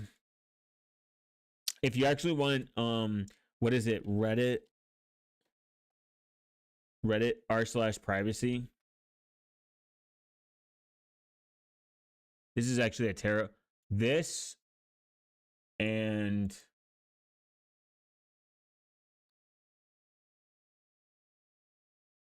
privacy tools. Ooh, yeah, that is. Dude, if you want to look at some schizophrenic people that like actually sometimes not only give misinformation, but they just ask questions that are like stupid. Cops can force us. Oh yeah, this is where I saw it. Something like the question r/privacy r/d. Literally, yeah, that's another one. I think they allow posting images, but somewhere on Reddit, r/d Google, and then what is it?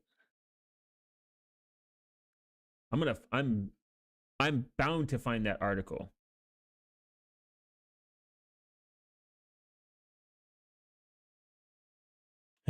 Here's the word come.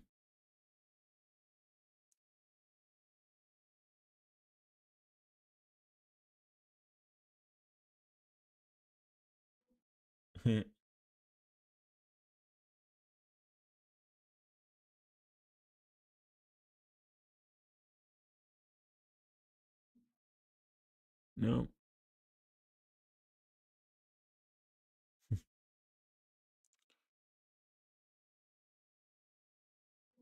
Wow, that's crazy. That's what 2 million people look like. It's a lot of people.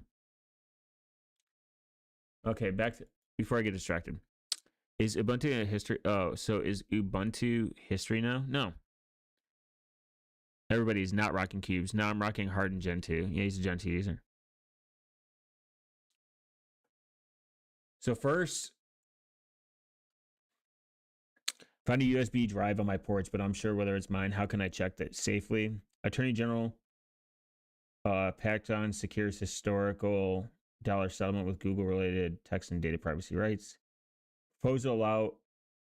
Oh, what the fuck? I just got here. What are we trying to post now? No, we're just looking through bad security advice or private bad advice in general. And they say it's not a security subreddit and public data closed source epic is off topic, but there's people that just ask for stupid information in here. How Palantir, this secretive tech company, is rising in the Trump era. The crazy thing is like this isn't like people that just find out that about Palantir is fucking crazy. They're a shit company, and they have shady past. They have shady people that run it. Malvad is actually combating that. Oh, roger that. Oh yeah, that's Sweden law. They want to stop what? Bad information or allowing wiretap at under 15. This is Reddit is fucking sewer. There's good things in Reddit. I'm not gonna just. I will agree there's bad, but there's good things. Trump equals CIA equals Israel. Oh, I have no idea what you're referring to, but Meta has resumed research in real Face ID glasses. Steps to delete Facebook in 2025. I feel like I'm the only one who isn't on board with passkeys. Until the Fifth Amendment gray area for biometric passcode is settled, the Supreme Court, I'm not on board. Plus, many implementations of passkey require biometrics. Yeah, what is this retard talking about it? Stop that Swedish law. Oh. What's the Swedish law? Like, this guy's like, plus many implementations of passkeys require biometrics and don't support anything else. Am I missing something here? And this person's right.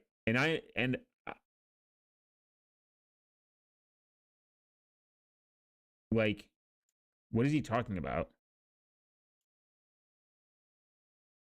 I only started using passkeys when I got my YubiKey. It is truly incredible technology. It also doesn't count as biometrics, making it exempt from many laws. Now, Larry, don't take my word for it. Yes and no, you're missing something, but you're not the only one. I use CAT PS, so no biometrics.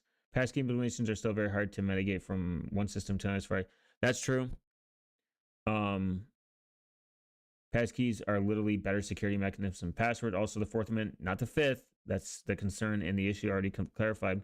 The question is, passkeys can be disabled urgently, such that you need a password to enable passkeys to access it. Also, you need to realize that most other countries don't have a Fourth Amendment protection like the U.S., which we barely have anymore. Kind of true. I think they want to backdoor if you're like a minor. He just discussed it anyway.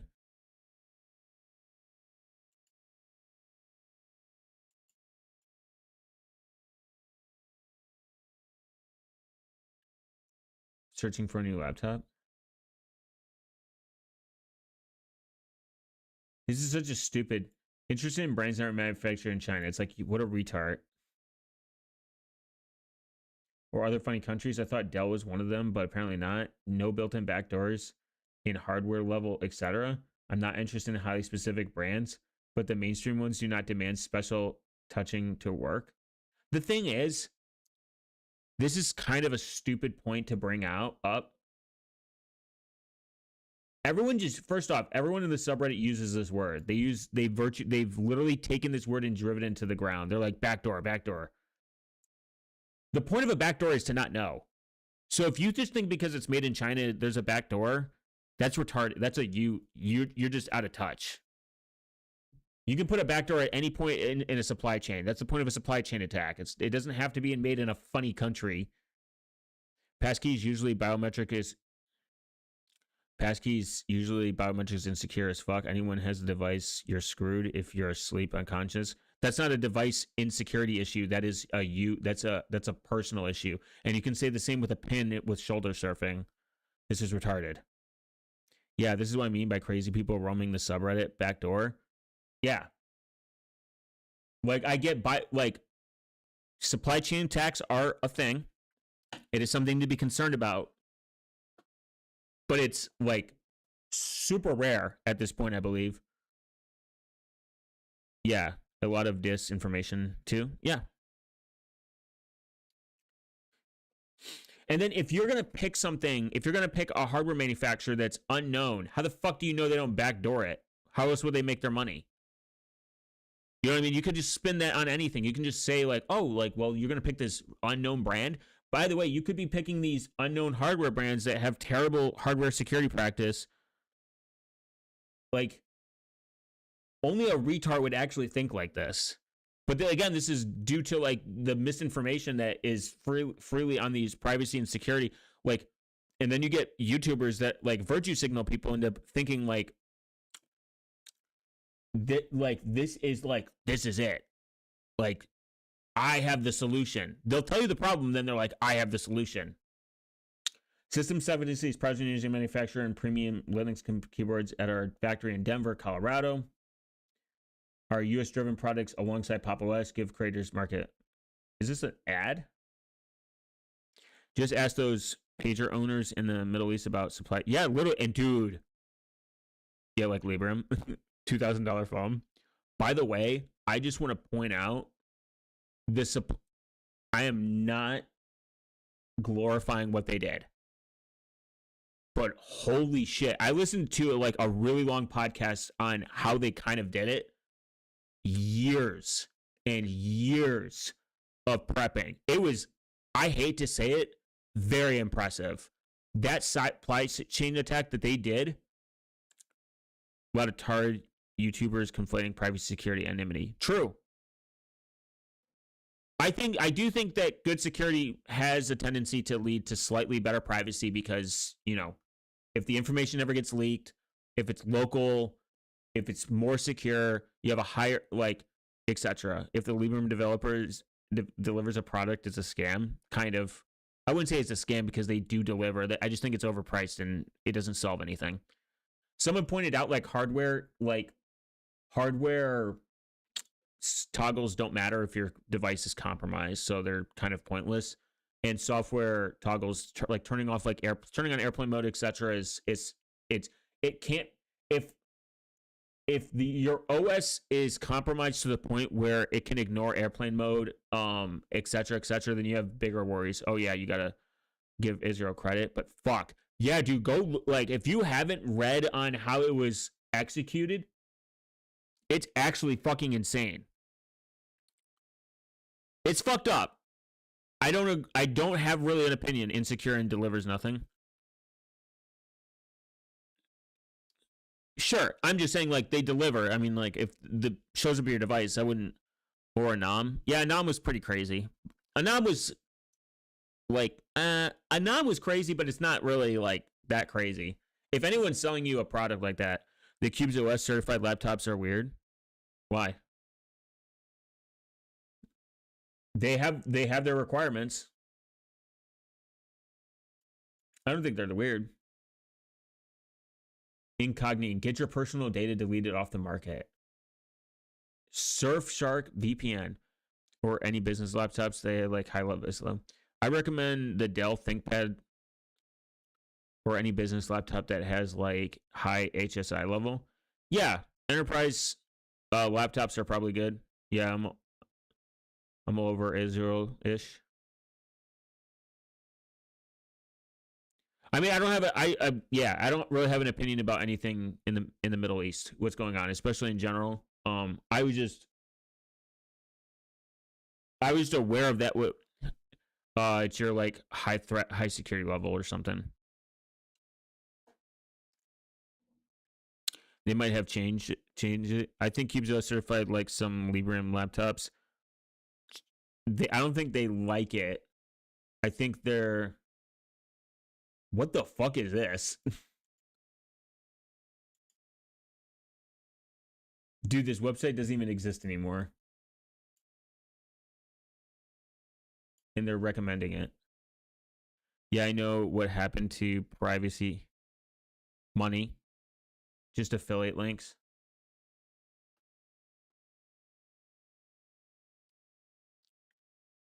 Lenovo ThinkPad.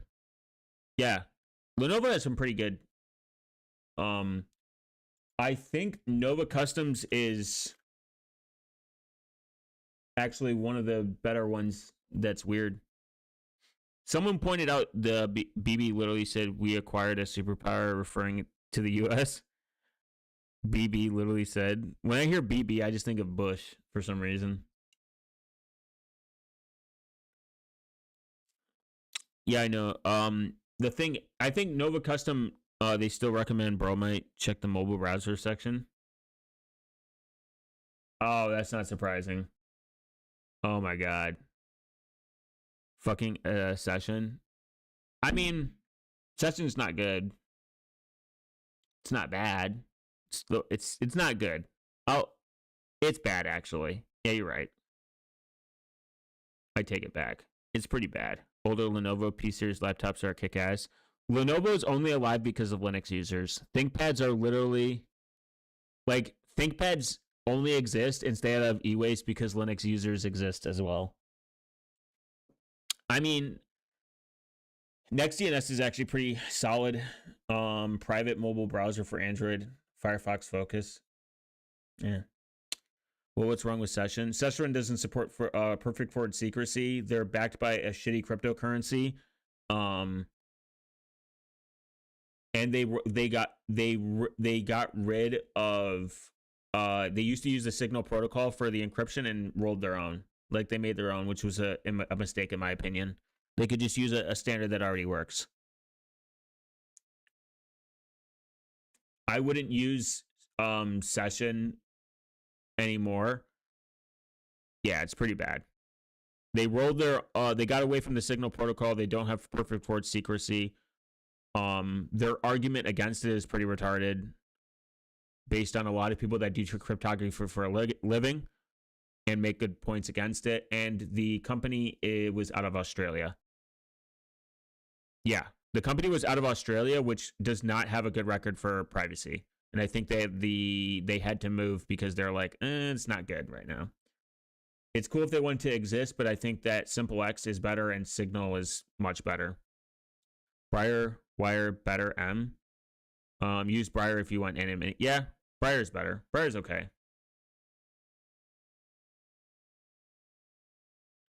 I thought Wire was. I heard Wire is actually Wire is pretty good. Stealth X supports privacy world maps.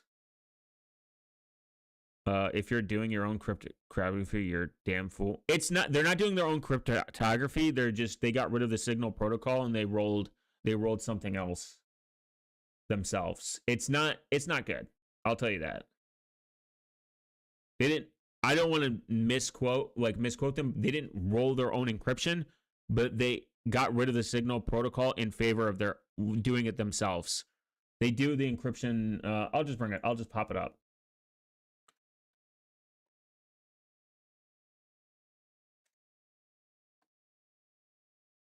I mean, Threema is ass. Wow, tech lore fellas on the shit. Threema wire stores all the metadata unencrypted on their servers. There are plans to fix this, but I don't think there has been.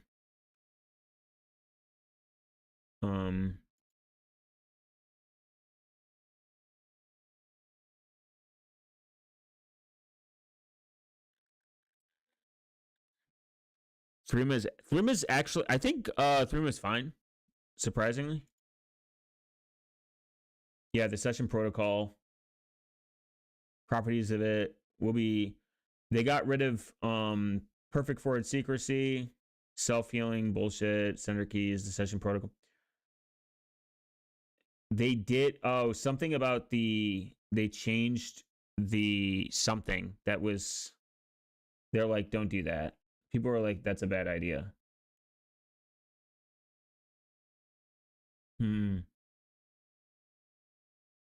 So Signal is still best for security? Yeah. Signal is the best normie user. Threema is not fine.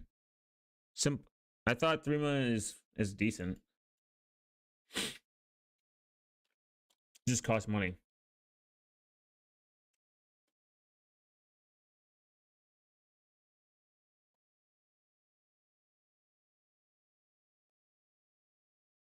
No, SimpleX is I'll pull that. SimpleX is kind of crazy.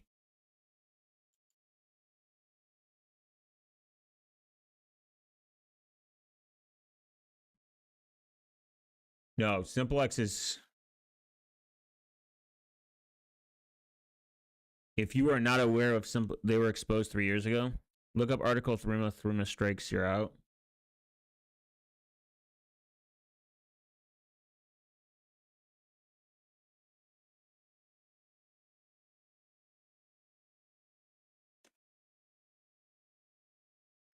No, we're gonna I'll read this. I mean, if it's outdated, it doesn't matter anymore. Oh no, a furry? Never mind. They know what they're talking about. No further reading needed. So SimpleX is privacy redefined. The first measure without user IDs. It doesn't have user IDs. SimpleX making a lot of claims about their app.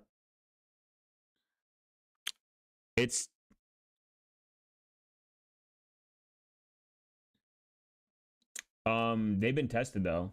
They're tested pretty hard. I mean, they've paid. I think they've paid for. They've had audits. It's all open source too, and you can run your own. They have gone through audits, and SimpleX retains good security. Also, you can host your own node. Like if you want to run this your own relay yourself, you're more than welcome to. So I think that is a even higher level of trust.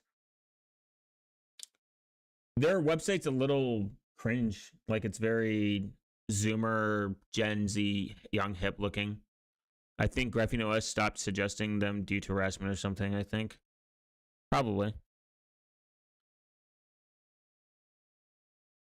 No, people in their chat still suggest it.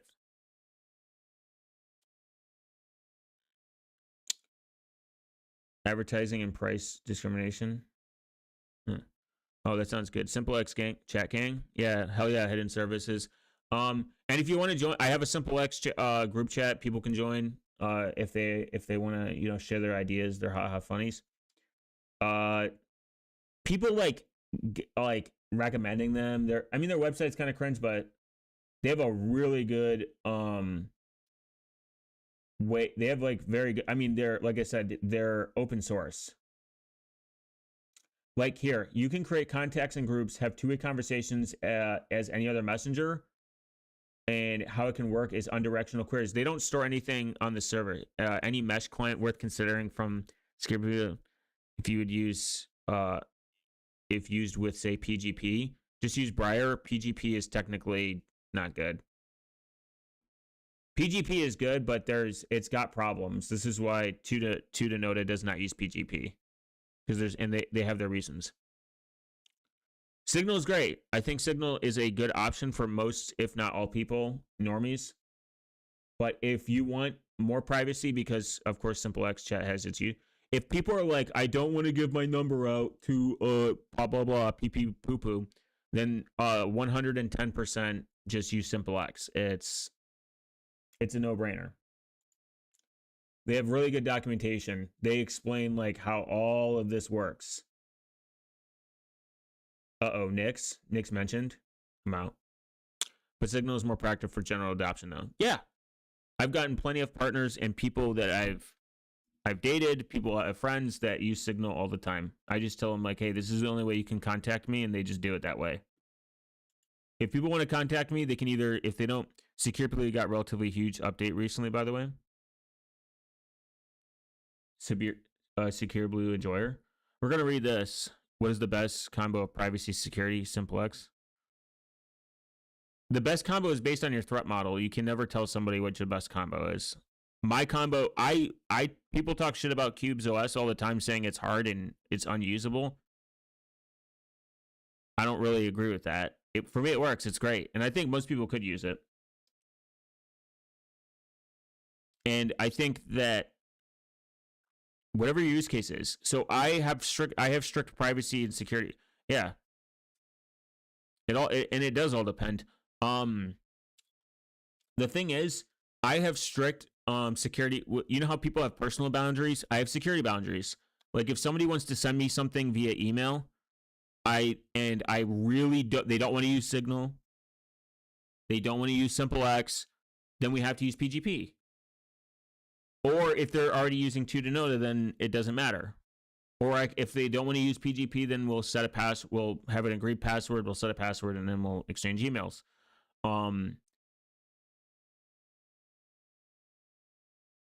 But I fundamentally require end-to-end encryption when I'm conversating with someone, and that I'm not willing to compromise on. So I create that boundary, I stand by that boundary, and I use it. And that's why, like, I'm very particular when I have conversations with people online about what I say and what I don't say, because it's a little bit more difficult than that. Like I have like one of my Matrix channels is completely end-to-end encrypted, one's not. Why Tutanota instead of Proton? Just wondering. They've stripped out in an actual positive and relative way. Yeah, that's true. Positive and fundamental way, they stripped out a lot of Google services and they don't rely on it, and it works really good with Graphene OS. I mean, you should dedicate Discord if you should delete Discord if you need 100% ED in chats. No, again, that'd be stupid. Discord is again one of those things. Like me personally, my online personality and like what I do on YouTube is. If you can avoid, otherwise, you should use an email provider with strong focus on security, such as Proton or Tuta.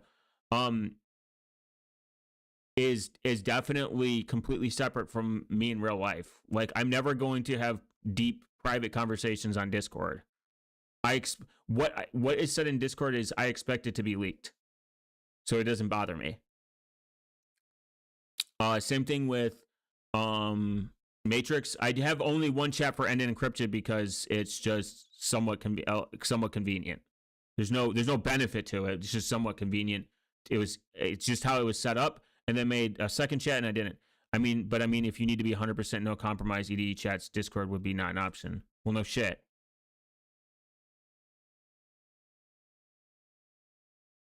I mean, like, but again, if the comprom if it was me in my personal life and I want to be, oh, you mean that you need ETE for people you know in real life? Yeah, that'd be crazy. That'd be crazy. You know, I wouldn't be on YouTube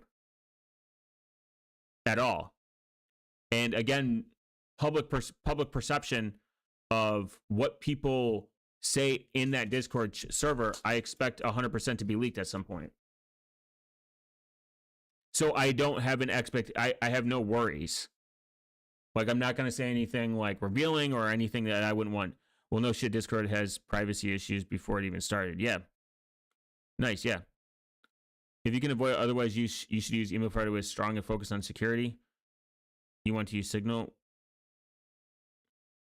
Well, of course, yeah, Signal will be optional. That's why I have Simple X too. I have Simple X if people are like ultra paranoid and like they want a more private way to communicate with people in the community in general, I'm okay with that.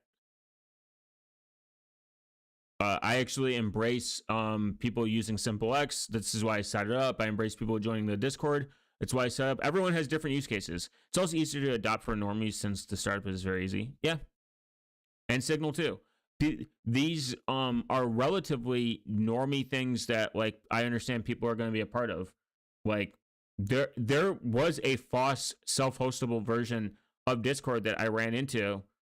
This was at way after I set up everything, and I was like, it's whatever. I mean, it would have been cool, but it's just not something that. Again, like in order to convert people to a more private and secure manner, I'm gonna have to interact with proprietary and unsecured encrypted services at some point, at a lot of points. Like why am I on YouTube? YouTube's terrible. I mean, the privacy policies are dog shit. Their bot spamming is complete horseshit. Their favoritism is the worst on the planet. People think that you can make these gobs of money, but look at some of your favorite YouTubers and they'll list the hours they work. It's like 50, 60 hours for a video a week, and they're enslaved into the algorithm. That sounds terrible. And there's not a lot of ways to fix that. YouTube is at the end of the day an ad company, and they want to sell you something. That's what it's for. But the more people that use end-to-end encryption, not only better society is, and the more people that find better video alternative platforms, the less work I got to do. In a perfect world, I would love this to not exist and me just game and goon and shit. But I think that the more I came accustomed to understanding that privacy and security privacy in general is a right, and people ought to have access to good privacy and security, and it is good watching YouTubers. Yeah, in general, like watch YouTubers. Like sometimes, like people like think that these motherfucker. I read white papers 24/7. True. Okay, read white paper. Think about how long it took them to do that. I'm just saying, like, the meat of this post. If you're in a hurry, use the summarize to the end. We're gonna read this though. I think these are good. Free confirm though. Around last year, I was writing Going Bark, a furry's guide to end-to-end encryption. I should write that. And the accompanying TypeScript implementation of extended three-way Diffie-Hellman authenticated key exchange, raw X. What the fuck? This is my favorite encryption algorithm. What's your favorite encryption algorithm? That's the really. I'm a blowfish enjoyer.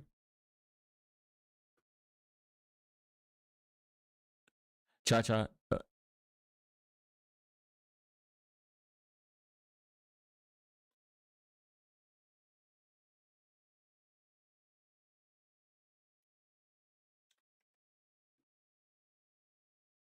The goal of this writing is to increase the amount of end-to-end encryption destroyed on the internet this service operator can't decrypt, even if compelled by court order, and make ET normalized. The goal is not to compete with highly specialized peer-reviewed privacy technology. The effort has come to the heels of my analysis, bizarre choices of Zoom's end-to-end encryption. Oh yeah, I forgot about that. Zoom was like, yeah, it's end-to-end encryption, then it's actually not. And a brief foray into the discussion, the concept of cryptographic deniability. I'm stating all this up front because I want to reemphasize that end-to-end encryption is important, and I don't want to discourage developers of E2EE. Don't let critical posts about someone else's product discourage you from encrypting your users' data. Until recently, but especially at the time I wrote, all that Threema had not been on my radar at all for one simple reason. Until December 2020, Threema was not open source software. AES 256 for symmetric, quantum to secure 2. AES 256 is solid. What about? I'm pretty sure people have said 128 is solid. 256 doesn't. Like 256 is good, but like 128 still now is like solid. It was that long ago. Damn, online classes were 4 or 5 years ago. Damn, that was long ago. Was. I forgot Threema was not open source, and that's why I didn't. This is why I actually didn't. This is one of the reasons I did not use Threema, because it wasn't open source. But it was used by the military or something. I was like, oh, that's kind of cool. That doesn't mean anything though. Partly as a result of being closed source for so long, but mostly the Threema team's history for overemphasizing the legal jurisdiction that they operate from Switzerland in their claims about privacy and security. Most of the cryptography experts I know had quietly put Threema in a clown shoes cryptography bucket and moved on with their lives. 128 is meh. I think HTTPS uses 128. I'm saying I still think I'm not saying it's better. I'm just saying I think you can actually get away with 128 and you're fine. But if you can use AES-256, it's much better. Sure. I don't think 128 can be cracked though.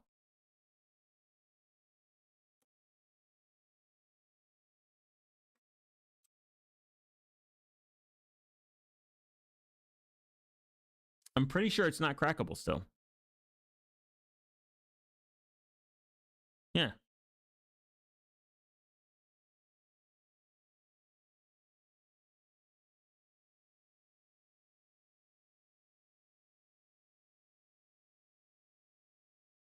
I thought it was still like 256 is good, but I thought I read you can still, yeah, not right now, but we'll be probably fucking old by the time 128 is even crackable. I mean, I put everything encrypted on I use PicoCrypt. PicoCrypt is my favorite form of encryption tool. And then I put everything on a drive that has a pad on it, like a keypad. That is pretty good firmware. Pretty secure. And it was expensive for the amount that I got, for the amount of storage I got. Quantum computing at some point will crack most of these popular encryption methods, though by then we'll probably be dead. And on top of it, you have to always remember the theory of, save now, decrypt later is still is going to be forever. It's just about making it so long that you are dead by the time it becomes a crime. Let's see. In spite of this, Threema boasts over 1 million installs in the Google Play Store. Partly as a result of this being closed source for so long, mostly Threema team's history of overemphasizing the legal jurisdiction.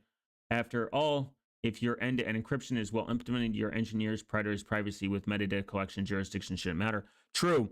Remember, end-to-end encryption doesn't matter. Metadata does. Metadata could literally be the killer. You could have really good end-to-end encryption and shit leaks of metadata, and you could just it doesn't matter. Metadata is the true target you should always think about. Good OPSEC in general. And reducing metadata leakage is probably far more, just if not more important than encryption in itself. Encryption's good, but metadata that's the cake. What changed for me was recently a well-meaning tweet user mentioned Threema in response to discussed about Signal. See. Playback Shimuma. Threema is open source and has a clear business model, meaning they aren't likely to sell data, a free app down the road, whatever. Works on desktop, mobile. No phone number requirements. Used for international family and friends. Huh. In response, I had casually glanced through their source code and pointed out a few obvious what the fucks in the Twitter thread. I planned on following up by conducting through allows to the code reporting my findings to private, which called coordinated disclosure, not responsible disclosure. But then I read this bit of FUD of their message comparison page. Oh, just a Wikipedia. Does this still exist? Find out how. Oh, Threema. Both Signal and Threema were designed with security and privacy in mind. Signal enjoys an outstanding reputation among those experts. It's certainly a solid solution in terms of security as the fast. As far as privacy is concerned, however, a striking drawback appears when compared to Threema. Signal requires users to disclose personal identifiable information. This I do not agree with.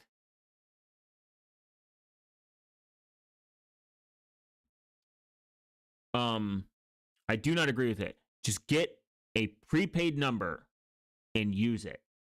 No identifiable information. Prepaid number. Signal requires users to disclose their personal information. On the other hand, can be anonymously. Users don't have to provide their phone number or email address. In fact, the fact that Signal is being a US-based IT service provider is subject to the Cloud Act only makes this privacy defect worse. Yeah, that's a stupid argument. On the other hand, Signal being a US-based CloudWorks. Yes, because of this deliberate misinformation, something I've opposed for years, Threema has disqualified from such any such they will see the blog post that contains public. Going Bark, a furry's guide to end encryption. Dear furries, bullshit and misinformation will hurt you. My personality type is.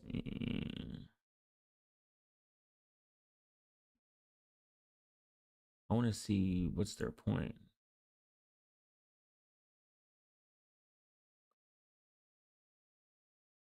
Oh, let's read.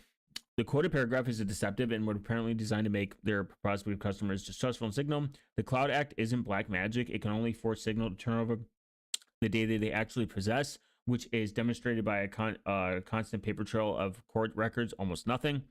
As usual, we couldn't provide any of that. It's impossible to turn over data that we've never had access to in the first place. Signal doesn't have access to your messages, chat lists, groups, or contacts, your stickers, or your profile name or avatar, even if the gifts you search for as a result of our response to the subpoena will look familiar. It's the same set for account and subscriber information that we can provide. Unix timestamps for when accounts were created and the date that each account last connected to the Signal server. That's it. And the thing is, they've even talked about like how to mitigate that, and on top of it, something to also think about. Signal has redesigned the entire structure of how encryption works. They encrypt every layer. Like this, just the gifts. Like you searching for your gifts, they point out like we don't have access to you because gifts you have to go somewhere to find them. They're not free, they're not local or whatever. You're reaching out to maybe a gift provider, and that could be somewhat identifiable information. And if they find a way to encrypt that and keep it separate so it protects your identity, why would that be a bad thing? Additionally, their claim that Threema can be used anonymously is best as a stretch. At worst, they're lying by admission. Sure, it's possible to purchase Threema with cryptocurrency rather than using Google Play Store.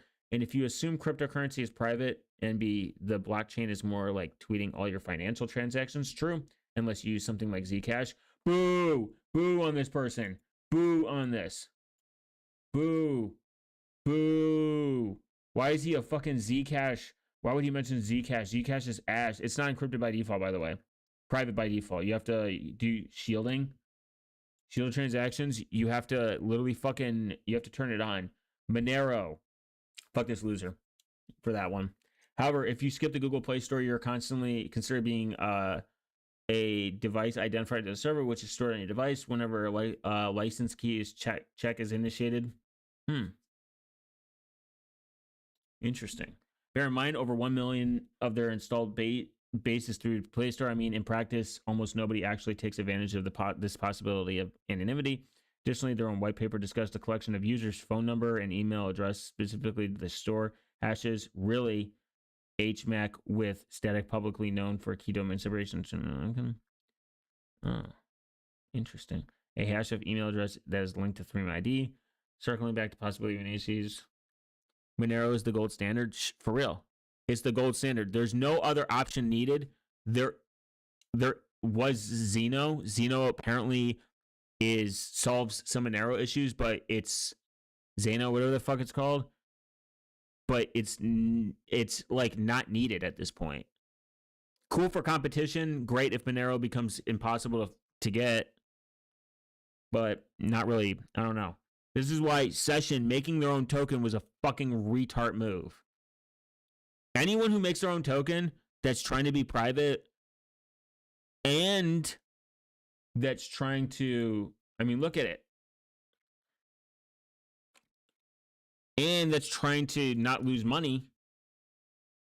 Look at Monero's price.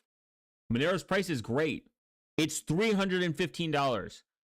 You know how much it was fucking like an hour ago? A couple hours ago? It was like fucking like $296. My Monero has grown a few dollars, $15 in like fucking a couple hours. I don't look at Monero as a like to become a millionaire or anything. That's retarded. But if you would have bought 1 year ago, you'd be up $183. If you would have bought one Monero, you would have doubled your money. Over. You could have bought it at the lowest of 132 and seen a beautiful, beautiful return. If you care about like the money part. If you would have bought 10 Monero, you know what I mean? You would have spent $1,300. You have $2,000 in some change.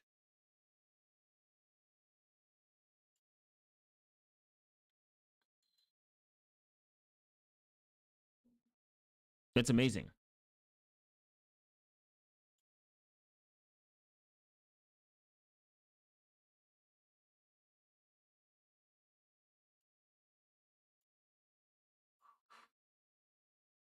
Oh. Monero went up by 50% because of some 300 Bitcoin heist cashing out in Monero. I know why. And Bitcoin's like rallying, so a lot of cryptocurrencies are falling behind. Crypto's.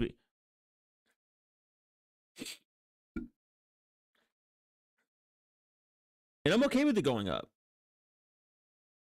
Gen 2 Wiki, Monero, the hell?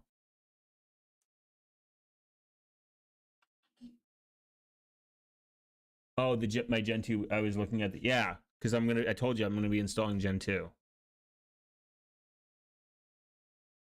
on Sunday.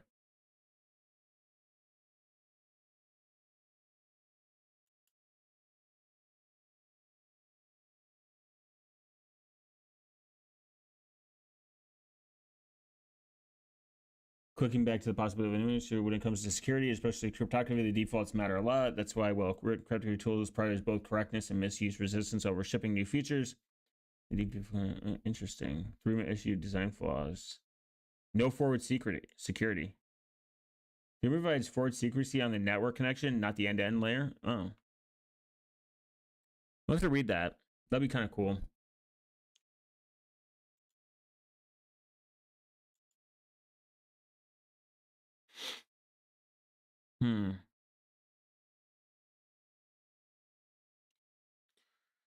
All right, guys. It has been 2 hours. It is sleep time. Chill time. Pee poo time. I'll be back tomorrow. Stream and shit. Some more Magic the Gathering. BTMX aren't going up. The value of the dollar is crashing. Duh, the US government do dum-dum. The US government do dum-dum. I mean, they are going up in price if you bought. I don't really know.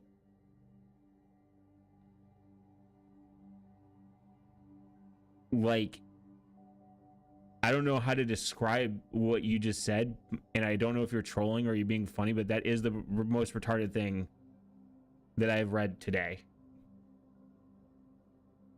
Their value is going up. Like, if you would have bought Monero a couple months ago, you would have more Monero right now, which you can buy more goods. Like, Mental Outlaws video base.win. Show base.win, right? Is that the meme? Buy my favorite Fed. True. Everyone get good sleep. I don't think that. I mean, I'm more of a Monero maxi, but not really. I just like Monero's default privacy. But yeah, I think it would have. I mean, you could look at it like as a good investment or whatever. There's probably a ton of reasons why it's going up. Right, it's all going up right now, and the stock market's tanking. But it is what it is. I hope you all guys have a good night. Sleep tight. Keep your private keys private. All right. Did that rhyme?